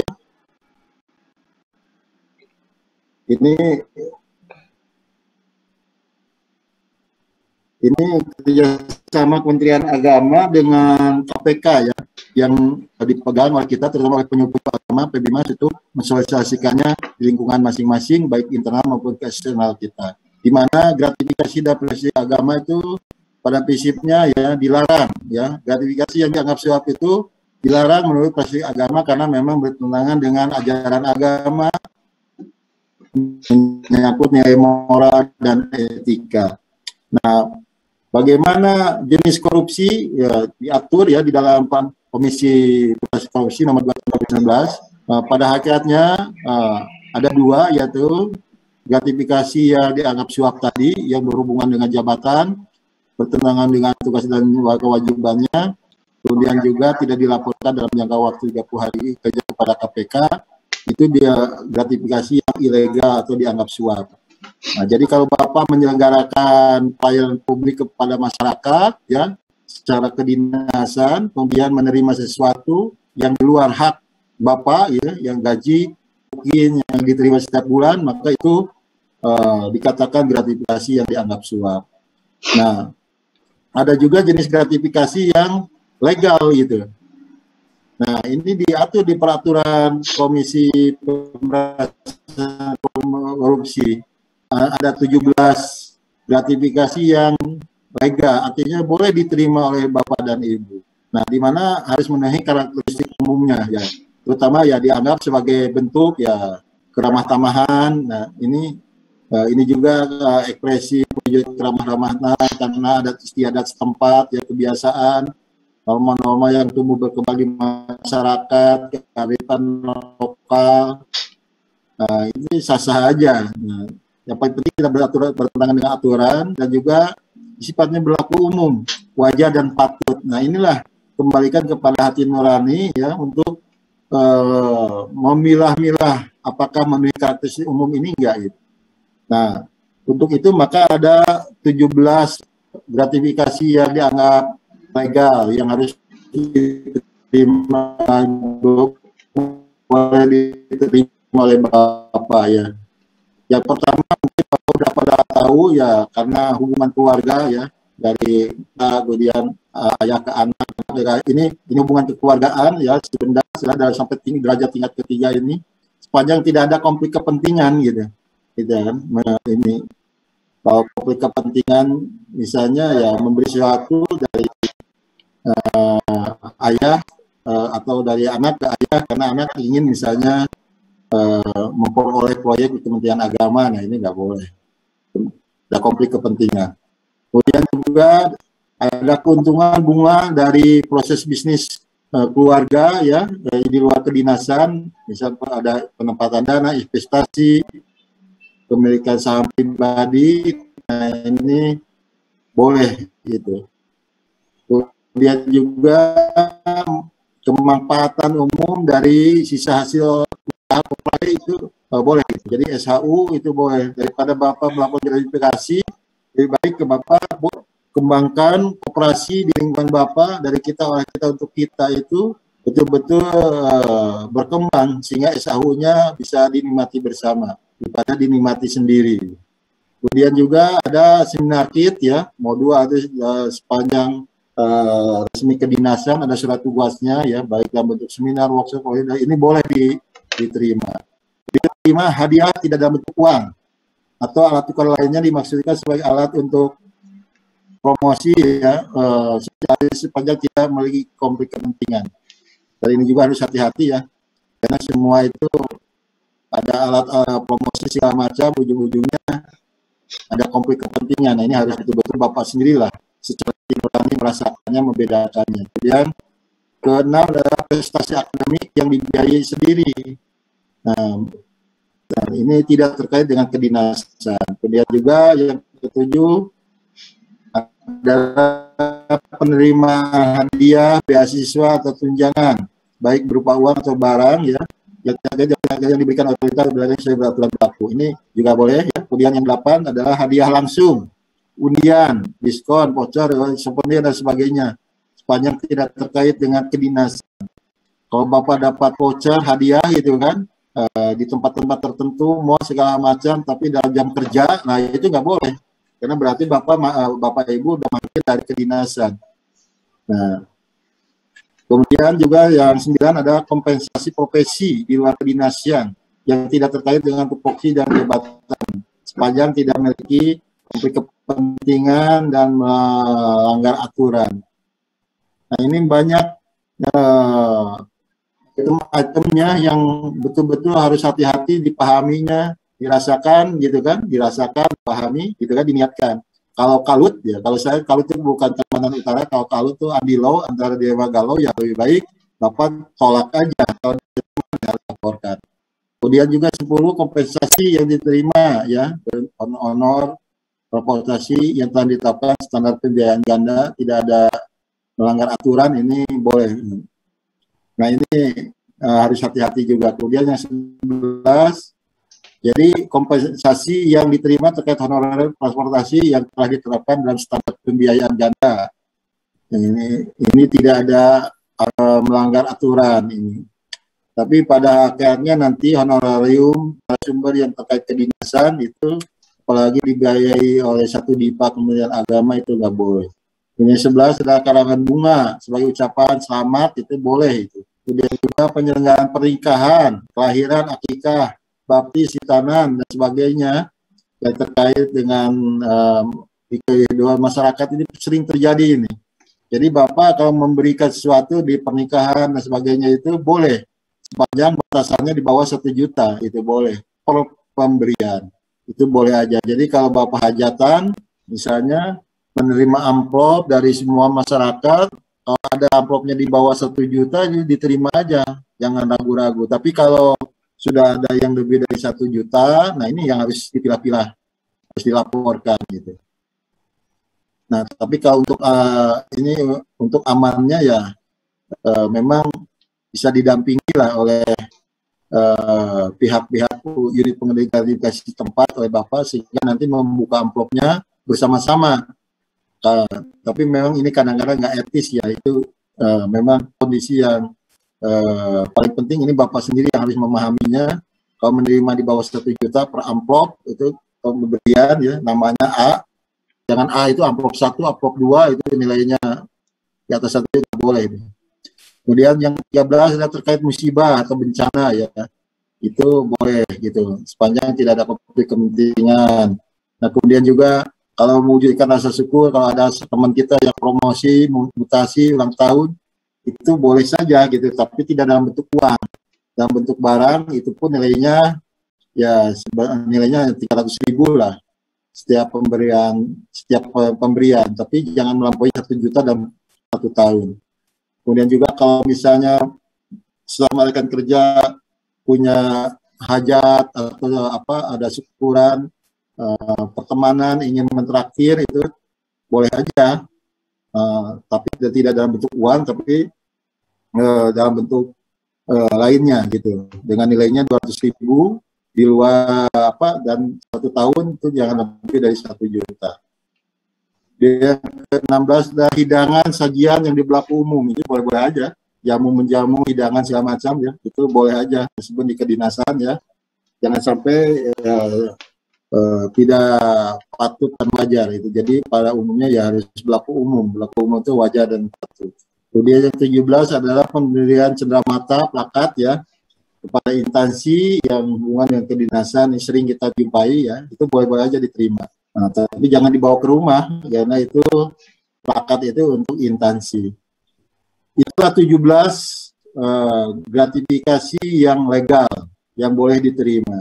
Nah, tapi Bapak dan Ibu kalaupun ada kegamangan ya konsultasikan dengan unit pengendali gratifikasi tempat, dan ini sangat sensitif ya, beda-beda tipis kadang-kadang untuk membedakan kedinasan dan non-kedinasan ini yang harus kita pahami bersama. Nah, setelah kita tahu dan jenisnya, kita bagaimana laksanakannya tadi ya, dari sisi input pengendalian gratifikasi itu harus dilakukan didukung dengan komitmen keteladanan yang memadai, adanya perangkat aturan, kebijakan-kebijakan yang harus dipenuhi. Kebijakan tersebut juga harus didukung dengan struktur organisasi yang memadai, salah satunya harus dibentuk unit pengendalian gratifikasi, kemudian nanti adanya proses pengendalian ya melalui proses misalnya pemahaman, melalui proses internalisasi, sosialisasi, ya pengelolaan yang baik ya, bagaimana mengolah pelaporan atau penolakan gratifikasi, kemudian juga setelah prosesnya berjalan nanti outputnya ya kesadaran untuk melakukan laporan secara berkala, kemudian juga untuk meneruskan ke pihak KPK oleh unit pengendalian gratifikasi, dan juga ada sarana prasarana yang mendukungnya, sehingga outcome yang diharapkan dalam pengendalian gratifikasi sebagai sebuah sistem itu adalah tadi betul-betul kita bebas dari gratifikasi ini, sehingga betul-betul kita berkinerja tinggi namun tetap bebas dari korupsi dan anti gratifikasi, sehingga bermuara pada tumbuhnya kepercayaan masyarakat pada Kementerian Agama. Itu sebagai sistem ya, tahapannya tadi sudah ya, harus ada komitmen kuat dari pimpinan dan seluruhnya, keteladanan ya, iman nilai budaya kerja kita harus menjadi landasannya, iman takwa, integritas, satunya kata dengan perbuatan, kemudian juga profesional mumpuni, tanggung jawab yang jelas ya, kemudian juga keteladanan yang menjadi penting, kemudian juga kita buatkan infrastrukturnya, kebijakan, aturan-aturan mainnya, kemudian implementasikan, sosialisasikan, internalisasi, didukung dengan struktur yang memadai melalui unit pengendalian gratifikasi, dan dilaksanakan secara berkelanjutan melalui monitoring dan evaluasi. pengendalian gratifikasi itu merupakan sebuah sistem yang berkelanjutan. Kemudian siapa saja yang harus terlibat dalam pengendalian gratifikasi? Ya, semua pegawai, ya pimpinan pegawai harus terlibat ya secara internal, dan bahkan juga harus melibatkan pihak eksternal. Pihak eksternal itu terutama dari mitra kita yang paling utama, ya masyarakat, dan juga pengusaha, rekanan kita, itu kan harus juga kita ingatkan untuk selalu misalnya tidak memberikan sesuatu atau gratifikasi kepada pegawai atau penyelenggara negara. Nah ini kemudian peran pegawai tadi ya, untuk pada prinsipnya harus menolak gratifikasi, kalaupun tidak kuasa menolak karena misalnya gratifikasinya tidak diterima langsung, tiba-tiba ada, gitu kan. Kemudian ada keraguan, apakah masuk 17 item yang boleh diterima atau tidak, ya itu kita apa istilahnya itu bisa diterima. Tapi kalau diterima tadi harus lapor kepada KPK dalam jangka waktu 30 hari kerja. Nah ini hubungan pengendalian gratifikasi tadi udah ya, pihak swasta ya semua harus berpartisipasi, jangan sampai meninabobokan tadi ya, untuk memberikan sesuatu kepada pegawai negeri, atau pejabat penyelenggara negara, terutama yang berhubungan dengan jabatannya, tugas dan kewajibannya itu harus dihindari. Nah, kemudian ukuran keberhasilannya tadi, pengendalian gratifikasi itu yang paling penting prinsipnya adalah menolak gratifikasi, kalaupun harus diterima harus lapor dalam jangka waktu 30 hari kerja, sehingga terbebas dari tuntutan hukum sebagaimana dinyatakan di dalam pasal 12B Undang-Undang 20 tahun 2001. Nah ini dengan pengembangan tadi, bagaimana aspek manusianya, penegakan integritasnya dilakukan ya, kemudian pengembangan budaya anti gratifikasi dan penguatan sistem. Ini semua harus menjadi lokomotifnya adalah unit pengendali gratifikasi. Nah, bagaimana prosesnya untuk mengenai gratifikasi? Ya ini kita semua harus paham, terutama unit pengendali gratifikasi. Tadi saya sudah jelaskan bahwa skema pelaporan gratifikasi itu pertama harus mengisi formulir gratifikasi tersebut. Kalau kita prinsipnya menolak. Kalau tidak kuasa menolak, menerima hasil lapor. Nah, mekanisme pelapornya isi formulir gratifikasinya ada itu, langsung dilaporkan kepada KPK dalam jangka waktu 30 hari kerja ya. Sangat persuasif nih 30 hari kerja itu, sehingga Bapak dan Ibu punya pertimbangan yang matang. Apakah Bapak akan masuk neraka atau mau masuk ke surga itu. Apakah dalam jangka waktu 30 hari itu ini perang batin ya, apakah mau dilaporkan atau enggak itu. Kadang-kadang bila tidak dilaporkan tapi ditumpuk gitu, dan ketahuan setelah lewat 30 hari kerja, dan juga kasus seperti itu. Nah bagaimana penanganannya ada juga aturan. Kemudian kalau tidak langsung ke KPK, ke unit pengendalian gratifikasi, berdasarkan pasal 3 peraturan KPK tersebut, itu harus 10 hari kerja, dan itu dilakukan verifikasi validasi oleh unit pengendalian gratifikasi untuk diteruskan kepada KPK ya, sehingga nanti oleh KPK itu akan dilakukan verifikasi validasi lanjutan dan ditetapkan nanti apakah itu boleh diterima atau dijadikan barang negara. Dan ini akan ditetapkan oleh KPK dengan memberitahuan kepada yang bersangkutan dan tembusannya kepada unit pengendalian gratifikasi. Jadi yang mekanismenya itu pelaporan itu mudah aja Pak. Kalau nggak mau repot, tolak gratifikasi. Kalaupun tidak kuasa menolak, lapor. Nah, lapornya itu bisa lewat langsung ke KPK atau melalui unit pengendali gratifikasi. Bagaimana kalau misalnya barangnya itu cepat rusak gitu kan? Nah itu bisa dititipkan ke unit pengendali gratifikasi, atau bisa misalnya disedekahkan tadi. Kita sedekahkan ke fakir miskin, yatim piatu, itu kan. Itu kalau yang cepat rusak. Nah itu ada mekanismenya nanti. Yang cepat rusak itu dikasihkan. Jadi hal yang penting nilai manfaatnya dulu oleh unit pengendali gratifikasi. Tapi diadministrasikan dengan baik oleh unit pengendali dan punya taksasi lah, perkiraan dalam bentuk barang yang itu sebenarnya nilainya berapa. Nah biasanya kalau itu pun dilaporkan ke KPK, itu tetap ada penetapannya oleh KPK sebesar nilai rupiahnya. Meskipun barangnya sudah dibagi-bagikan dan biasanya penetapannya itu menjadi milik penerima gratifikasi. Gitu. Tergantung nanti penetapan oleh KPK. Gitu. Kemudian media pelaporannya ya sekarang udah mudah ya, pakai HP aja ada aplikasi Goal, ada aplikasi online yang milik KPK ini bisa dijadikan sarana untuk melaporkan. Ini kondisi di kita memang proses penerimaan penolakan gratifikasi juga banyak ya di Kementerian Agama, itu kita kendalikan semuanya. Dan bagaimana juga dalam pelaporan gratifikasi baik penerimaan penolakan itu sebagai contoh lah untuk dijadikan panutan, role model ya. Kita juga memperoleh penghargaan dari KPK ya, penghulu ya, yang sekaligus juga Kepala KUA di Cimahi ya, Pak Budi Ali Hidayat. Dia diapresiasi karena memberikan laporan gratifikasi dengan frekuensi yang paling banyak gitu. Jadi saya sudah berkomunikasi langsung dengan beliau ya, karena beliau tadi saya dari awal masuk sebagai ASN itu sudah berniat ya dengan kesadarannya hakiki ya untuk amanah kita menerima segala sesuatu sesuai hak yang sudah ditetapkan, kewajiban saya jalankan. Nah, kalau ada hak-hak yang di luar ini ya karena akan mempengaruhi kepada kehidupan keluarga dia, ya dia dengan sadar penuh tidak menerima gitu. Nah, tidak menerima, tapi kadang-kadang ya karena budaya setempat, ini ya nggak bisa dihindari juga oleh yang bersangkutan, sehingga diterima tapi dia laporkan.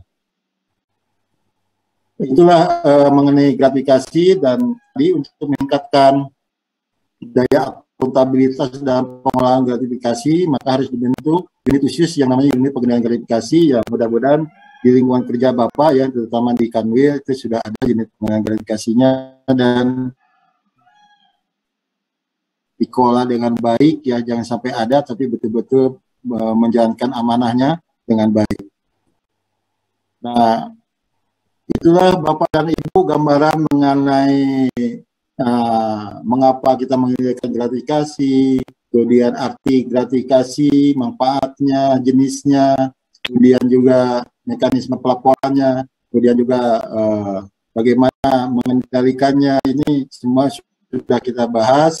Dan yang paling penting tadi harus menolak gratifikasi pada prinsipnya, maupun harus menerima, harus lapor melalui media, antara lain ya aplikasi Go milik KPK.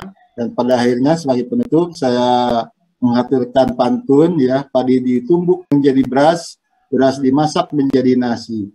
Mari kita tegakkan integritas, wujudkan kemenangan bebas dari korupsi dan gratifikasi. Terima kasih. Wassalamualaikum warahmatullahi wabarakatuh. Selamat siang dan salam sejahtera untuk kita semua. Om Santi Santi Santi Om. Silakan Bu Mutmainah. Baik, terima kasih kepada yang terhormat Bapak Inspektur Jenderal Kementerian Agama Republik Indonesia yang telah menyampaikan pemaparan terkait dengan pembinaan gratifikasi pada seluruh ASN Kementerian Agama Provinsi Kalimantan Utara. Mohon izin Bapak, apakah kita diberikan kesempatan untuk tanya jawab?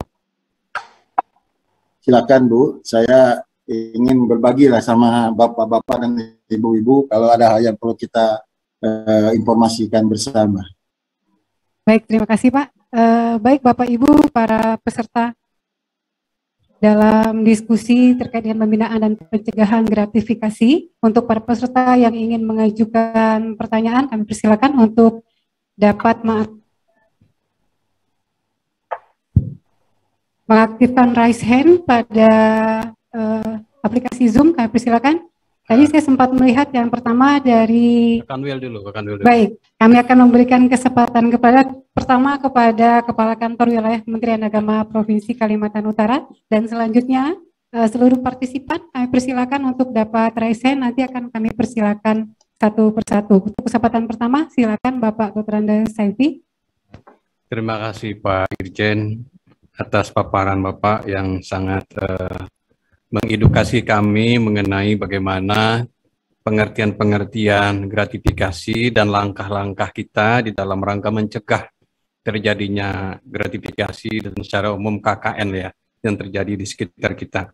Komitmen yang Pak Menteri sampaikan dan Bapak sampaikan, tentu kami juga menerima amanah ini untuk terus kami sampaikan, sosialisasikan kepada teman-teman di lapangan.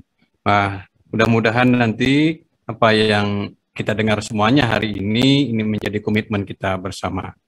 Yang kedua, Pak Irjen, ini mungkin pertanyaan lebih kepada pribadi saya ini. Kemungkinan undangan-undangan ke daerah itu atau kami kunjungan-kunjungan karena melalui rentang jalan darat yang sampai 10 jam, juga demikian lewat laut, sungai yang cukup jauh, tiba-tiba kami itu harus berhenti di suatu tempat, lalu kemudian bisa sudah kami rencanakan atau tidak direncanakan. Lalu kemudian masyarakat berkumpul, bahkan mungkin tokoh-tokoh juga kemudian menyambut kedatangan kita itu. Nah, tentu ada dua hal di sini yang terikat dengan kami. Yang pertama, jabatan sebagai Kakanwil. Yang kedua, misalnya profesi bisa berceramah umpamanya ini. Lalu kemudian, setelah selesai saya berceramah, tentu orang menyebut yang terhormat Kakanwil, Kakanwil. Di sisi lain, ceramah saya itu ceramah agama, bukan ceramah birokrasi. Nah, setelah selesai itu, lalu amplopnya itu melebihi 1 juta itu. Katakan 1.100.000, 1.200.000 atau 1.500.000. Karena Kakanwil kan yang ceramah ini nggak mungkin 200.000 gitu. Nah ini Pak Irjen, bagaimana saya membedakan ini? Apakah saya harus melaporkan? Bagaimana ini? Karena memang di situ sekaligus dua profesi itu, ya sebagai Kakanwil, ya juga sebagai penceramah. Nah adat istiadat setempat yang pertama pasti makan enak itu biasanya. Yang kedua, tidak mungkin amplop itu kosong tanpa isinya. Setelah dibuka, di atas 1 juta. Ini mohon Pak Jen, sekaligus juga mungkin teman-teman saya yang lain ingin mendengarkan ini. Karena tidak menutup kemungkinan para kepala kemenag, para kepala bidang, para penyuluh, yang notabene sudah PNS. Tapi ya di dalamnya ada profesi lain, dan masyarakat tidak bisa biasanya menyebut profesi saja sebagai ustadz umpamanya atau sebagai pendeta apalah, tetapi disebut juga jabatannya. Nah, karena dua gelar ini yang ada di pundak kami ini, bagaimana langkah kami untuk selanjutnya? Kira-kira itu Pak Irjen yang kami sampaikan. Terima kasih atas respon Bapak. Baik, terima kasih. Ada pertanyaan langsung dari Bapak Kakanwil, Pak Irjen. Dan ini di kolom chat kami juga sempat membaca ada satu pertanyaan sepertinya dari penyuluh. Mohon maaf Pak, bagaimana kalau ada proyek pembangunan pada satu instansi pemerintah, lalu di instansi tersebut meminta kepada CV yang melaksanakan proyek tersebut untuk dibuatkan parkiran. Apakah ini termasuk dalam gratifikasi? Kami sempat membaca pertanyaan ini di kolom chat, dan untuk teman-teman lain yang masih ingin mengajukan pertanyaan secara langsung kepada Bapak narasumber, kami persilakan nanti untuk mengaktifkan raise hand. Disilakan Bapak Inspektur. Ya, terima kasih yang saya hormati dan muliakan Bapak Kakanwil ya. Itu komitmen bersama itu menjadi komitmen yang betul-betul harus dipegang teguh bersama ya. Saya nitip ya, karena tugas Inspektorat Jenderal sebagai mitra itu sangat berat ya, satkernya banyak ya. Saya yakin di bawah kepemimpinan Bapak bisa mengendalikan jangan sampai di wilayah Bapak itu terjadi korupsi nepotisme ini. Saya nitipkan ya, dan saya yakin semua komponen di Kementerian Agama wilayah Kalimantan Utara itu mempunyai niat yang sama lah untuk bebas dari KKN ini.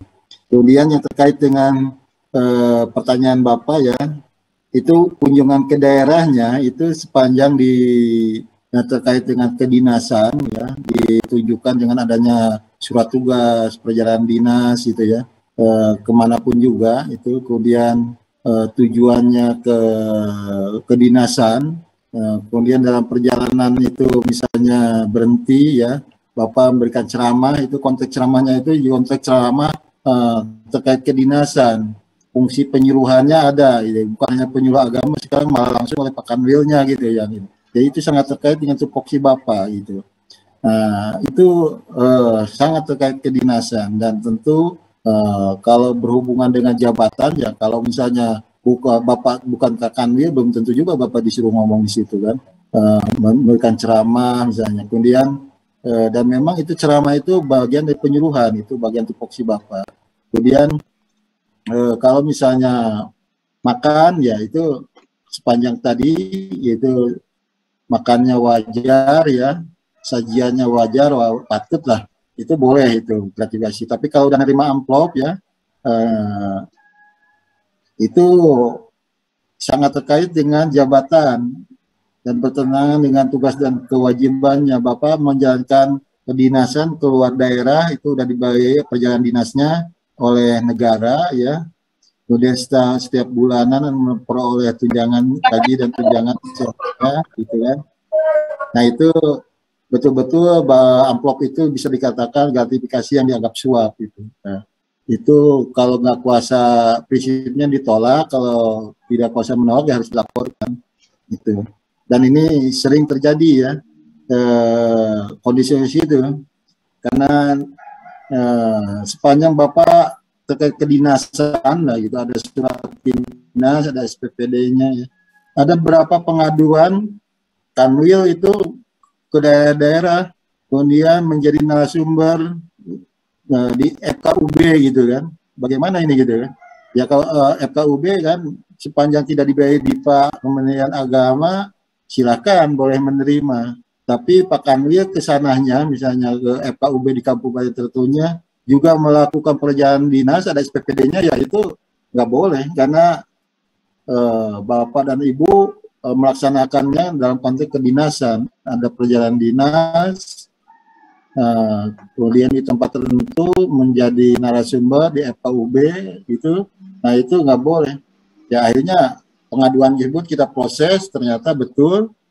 Kalau misalnya Bapak narasumber atau ceramahnya di luar konteks kedinasan, biaya sendiri di luar jam kerja, misalnya hari libur, itu boleh-boleh aja. Itu. Jadi apa yang diterima oleh Pak Kanwil itu boleh saja. Tapi kalau udah terkait kedinasan, ya, dan itu modusnya banyak sekarang untuk menutupi kekurangan karena honor nggak boleh. Akhirnya honor-honor siluman itulah dikondisikan segala macam. Nah jadi saya tekankan tadi, kalau memang berhubungan kedinasan, ya, hubungan dengan jabatan, dengan tugas kewajibannya, itu amplop apapun itu ataupun oleh-oleh bahkan itu sudah dianggap gratifikasi yang dianggap suap. Mungkin itu, Pak. Nah, yang pertanyaan kedua lanjut dari penyuluh agama ya, ke kontraktor rekanan ya, di luar ruang lingkup kontrak, misalnya dia ingin coba bikinkan parkir sekalian gitu kan. Nah itu, kalau misalnya permintaan parkir tersebutnya untuk fasilitas kedinasan, ya itu hati-hati, itu bisa berkaitan dengan jabatan gitu kan, atau bertentangan tugas kewajibannya. Kalau misalnya penyuluhnya meminta bukan karena penyuluh agama misalnya, atau masyarakat umum, belum tentu tuh rekan itu mau gitu, membuatkan bayar. Nah itu pun dikatakan bentuk gratifikasi yang dianggap suap. Terus hati-hati ya, kadang-kadang sebenarnya harus dibedakan dulu lah, selesaikan dulu proyeknya gitu kan, kontraktornya udah menyelesaikan pekerjaan misalnya. Nah kalaupun mau minta ya jangan selaku pegawai negeri atau penyelenggara negara itu. Dan biasanya fasilitas-fasilitas negara ini ya harus dibiayai dengan anggaran resmi. Tapi kenyataannya memang karena keterbatasan dana ya bisa kita memperoleh ya di luar DIPA ya berupa hibah, dan itu hibah diperkenankan ya sepanjang tadi tidak ada konflik kepentingan dan sebagainya. Jadi itu yang harus diperhatikan ya. Ada juga salah satu apresiasi terhadap penerima gratifikasi itu diberikan oleh KPK karena menerima dalam wujud yang unik ya. Uniknya itu seperti itu. Karena kepalanya itu meyakini ya, jadi di rumahnya dia aksesnya terbatas ya oleh rekanan itu, bersamaan dengan pembangunan proyek di kantornya itu dibuatkan jalan akses ke rumahnya itu. Nah itu oleh dia dilaporkan ke KPK bahwa itu diyakini sebagai gratifikasi anggap suap karena berhubungan dengan jabatannya. Kalau bukan karena dia kepala kantor mungkin nggak bakal dibikinkan oleh rekan itu, maka dilaporkan. Nah karena keunikan ini oleh KPK diberi apresiasi. Nah itu Bu, jadi adalah caranya bagaimana parkiran itu dibuat ya. Tapi dia terikat dengan kedinasan. Misalnya menyuruh aja tokoh agama atau siapa supaya membangunkan parkiran di situ dengan alasan untuk pelayanan masyarakat, misalnya. Jangan yang memintanya oleh pegawai negara atau penyelenggara negara. Barangkali itu.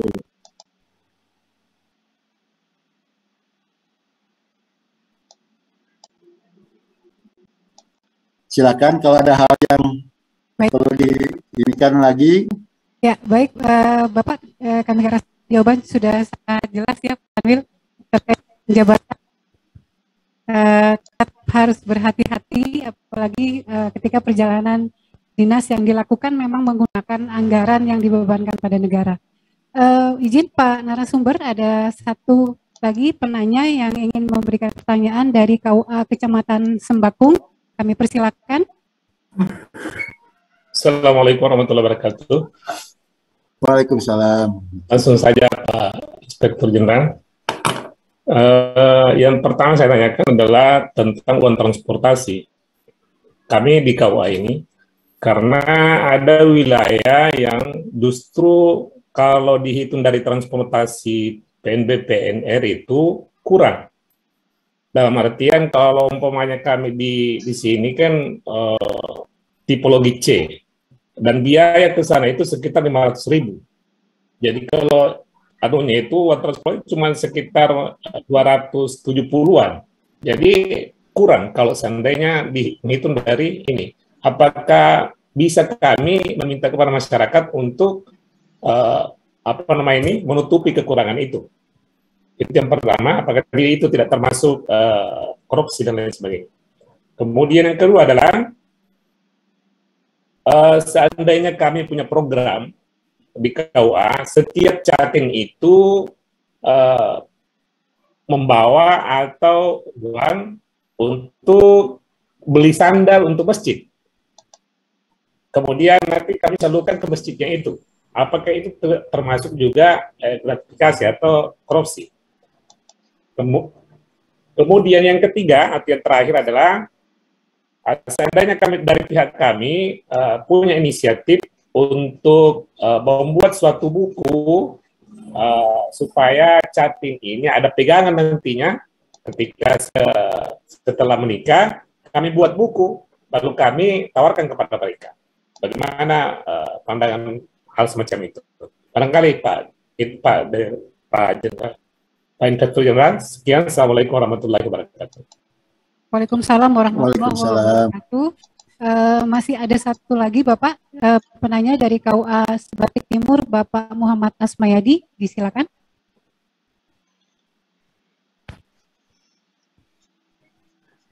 Bismillahirrahmanirrahim. Assalamualaikum warahmatullahi wabarakatuh. Waalaikumsalam. Terkait masalah gratifikasi, tadi telah dijelaskan ada sekitar 19 yang boleh saja sesuai dengan kapasitas kita selaku pejabat. Khususnya kami di Kantor Urusan Agama Kecamatan Sebatik Timur, ini kadang-kadang termasuk sangat sensitif terkait masalah hal-hal yang berkaitan masalah gratifikasi ini. Utamanya kami yang masalah nomor 12 ini yang dibolehkan tentang masalah penyelenggaraan pernikahan seperti itu. Sampai-sampai pikiran saya seperti ini dalam menanggapi ini berarti menerima amplop dari masyarakat di bawah 1 juta itu boleh-boleh saja seperti itu. Nah, yang jadi masalah kadang-kadang terjadi seperti ini, ketika mungkin yang bersangkutan tidak ada masalah, tetapi ternyata mungkin ada orang-orang yang mungkin tidak suka dengan kita bagaimana, sampai hal itu dilaporkan bahwa KUA ini mengambil dana seperti ini, menerima amplop seperti ini. Sementara yang bersangkutan yang berikan tidak ada masalah sebenarnya. Nah, itu yang pertama. Kemudian yang kedua, salah satu program kami di KUA Kecamatan Selat Timur adalah setiap calon pengantin, karena ini kita KUA ini termasuk SBSN, untuk lebih cantiknya pemandangan sini, sehingga kami termasuk menganjurkan kepada setiap catin agar membawa bunga ke kantor. Nah, itu sebagai bentuk bahwa dia telah termasuk berpartisipasi dalam hal keindahan kantor ini. Apakah hal ini dibolehkan bagi kami atau bagaimana? Terima kasih dari kami. Assalamualaikum warahmatullahi wabarakatuh. Waalaikumsalam. Waalaikumsalam warahmatullahi wabarakatuh. Untuk saat ini baru dua Bapak Inspektur. Yang pertama dari KUA Kecamatan Sembakung terkait dengan PNB PNR yang memang kurang karena KUA di tempat mereka bertugas adalah tipologi C, sementara biaya yang digunakan ketika akan melakukan cara pernikahan lebih dari yang dibebankan. Kemudian terkait dengan program Catin membawa sandal ke masjid, mungkin ini maksudnya masjid untuk di KUA, apakah itu termasuk gratifikasi?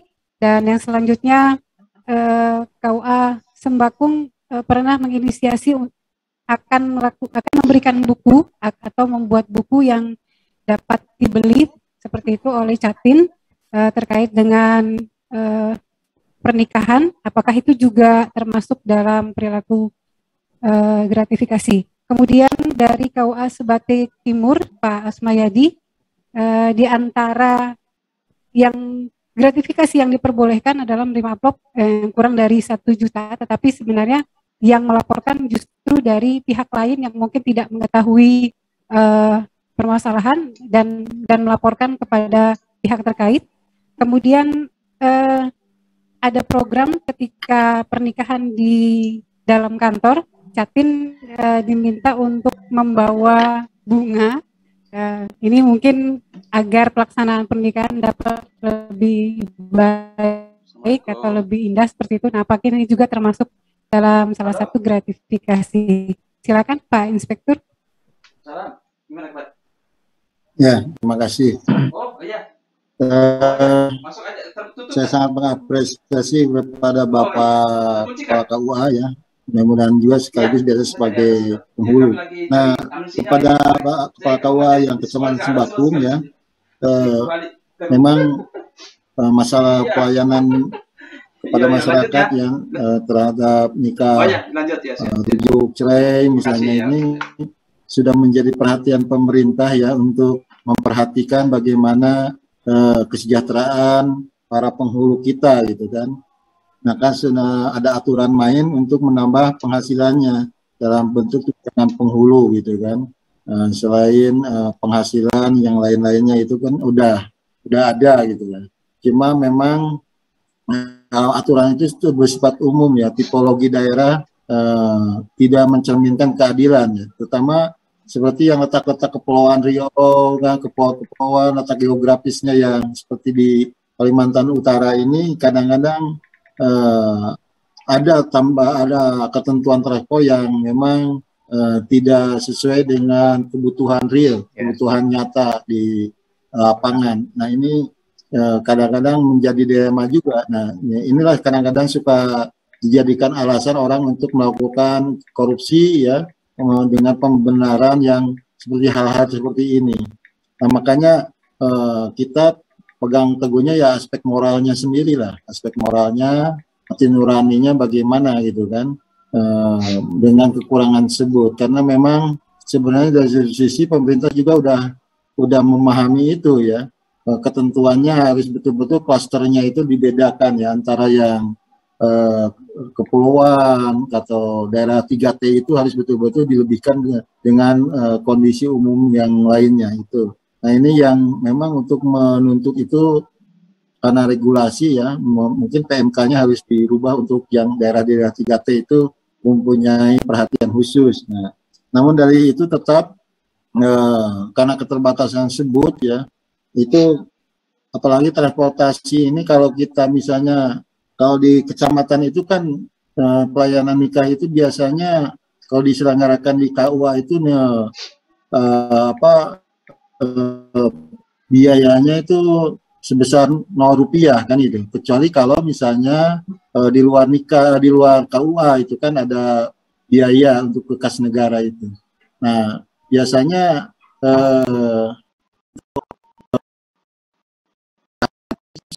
tapi supaya bagaimana dengan keterbatasan tersebut ya meminta itu penyelenggaranya ya di KUA gitu. Nah itu sehingga transportnya itu bisa diminimalkan lah gitu.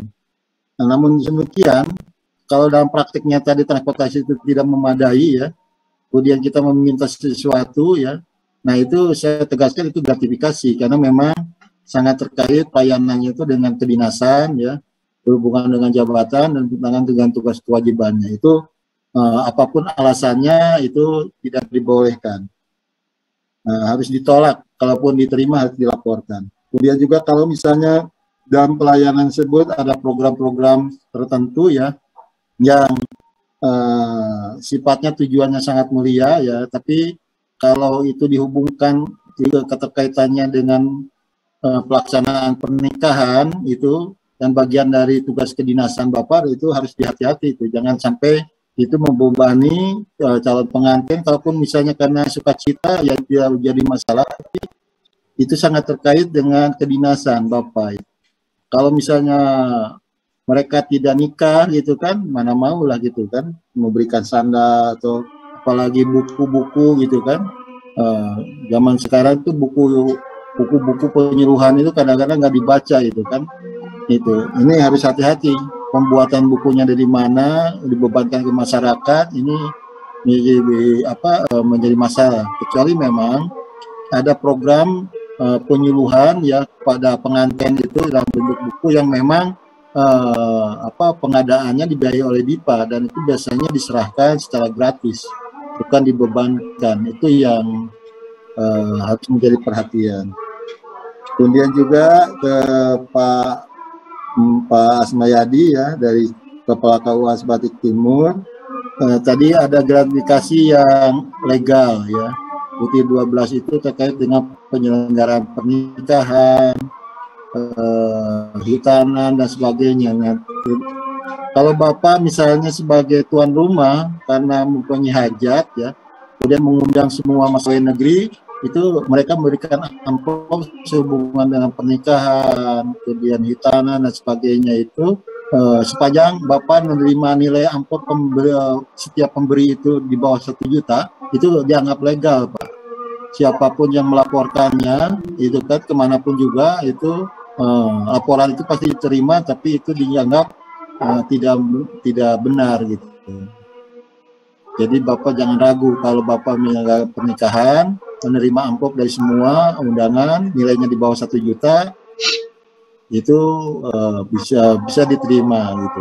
Tapi kalau udah di atas 1 juta ya Bapak dipilah-pilah juga itu, kalau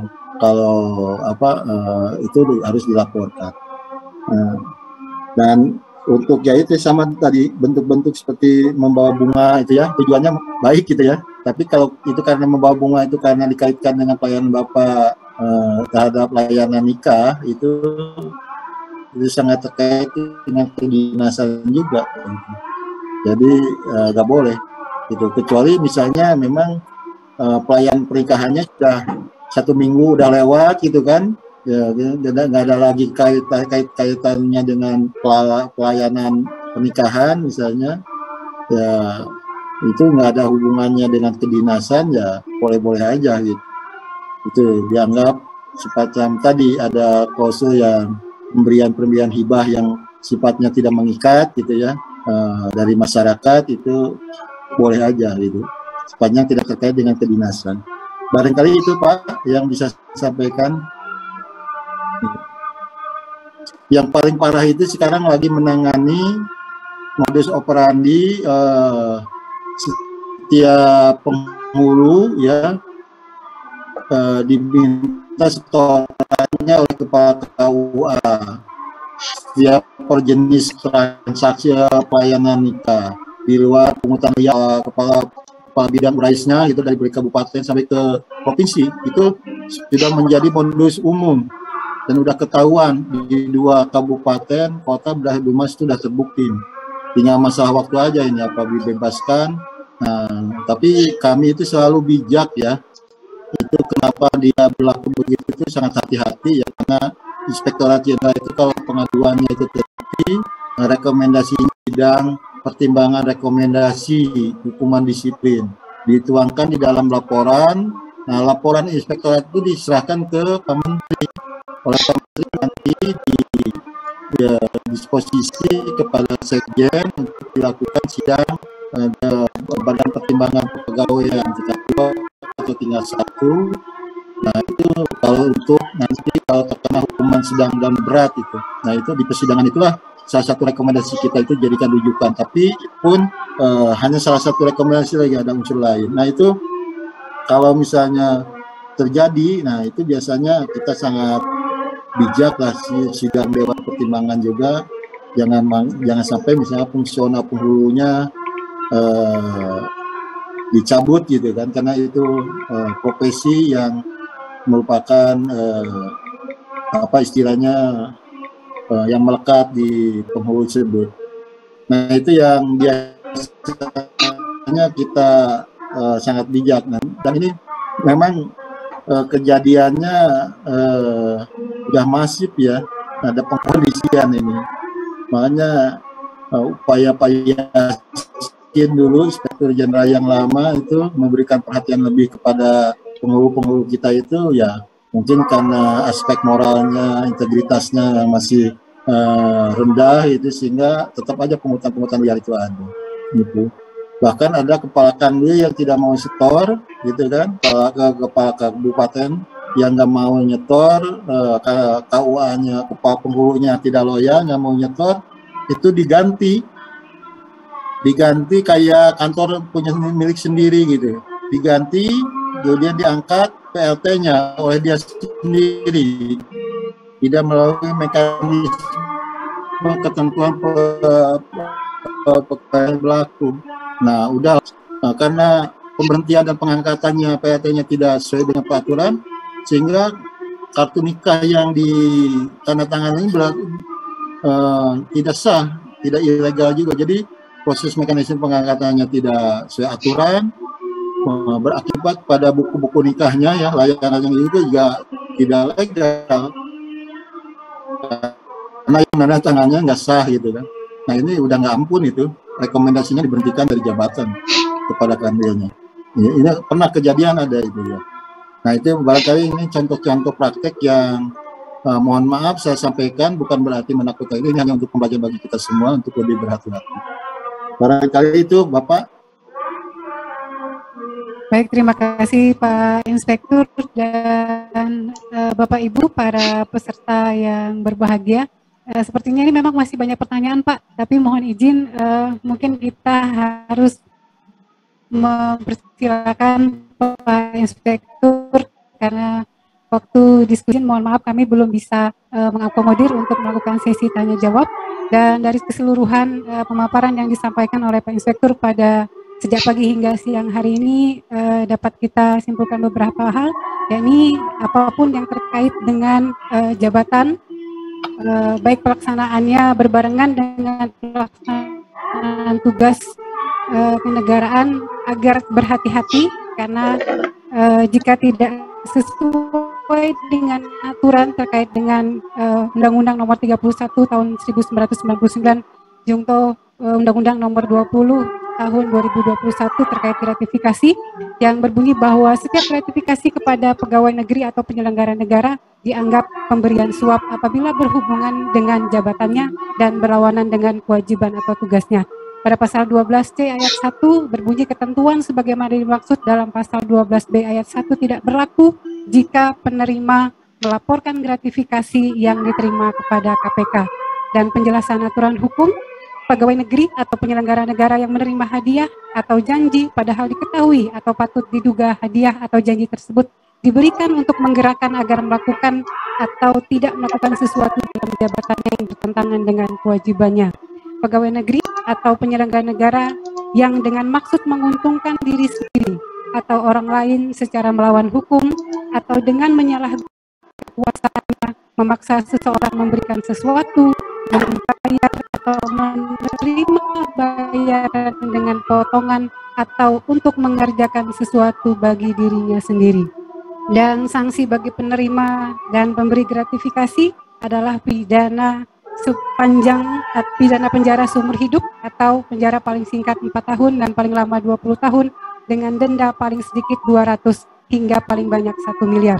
Baik Bapak Ibu hadirin para peserta Zoom yang berbahagia dan terutama juga kepada yang terhormat Bapak Inspektur Jenderal Kementerian Agama Republik Indonesia, Kepala Kantor Wilayah Kementerian Agama Provinsi Kalimantan Utara beserta seluruh pejabat dan jajaran di Kantor Wilayah Kementerian Agama Provinsi Kalimantan Utara, juga di Kementerian Agama Kabupaten Kota, para penghulu, penyuluh, madrasah, guru-guru PAI yang juga ikut pada kegiatan Zoom sejak pagi hingga siang hari ini. Luar biasa sekali pembahasan yang telah kita dengarkan, pembinaan yang telah kita dengarkan dari Bapak Inspektur Jenderal Kementerian Agama Republik Indonesia, dan semoga kegiatan ini membawa informasi yang positif kepada kita untuk menuju Kementerian Agama Provinsi Kalimantan Utara bebas korupsi. Amin ya robbal alamin. Terima kasih sekali lagi kami ucapkan kepada Pak Inspektur Kementerian Agama Republik Indonesia Bapak Denny Suwardini, dan juga kepada seluruh peserta yang telah aktif mendengarkan dan juga melakukan sesi tanya jawab dan diskusi. Dan dengan mengucapkan alhamdulillahirabbil alamin, pertemuan kita pada pagi hari ini kita tutup. Sekian dan terima kasih. Mohon maaf apabila terdapat salah dan hilap selama pelaksanaan. Kami akhiri. Wallahul muwaffiq ila aqwamit thoriq. Assalamualaikum warahmatullahi wabarakatuh.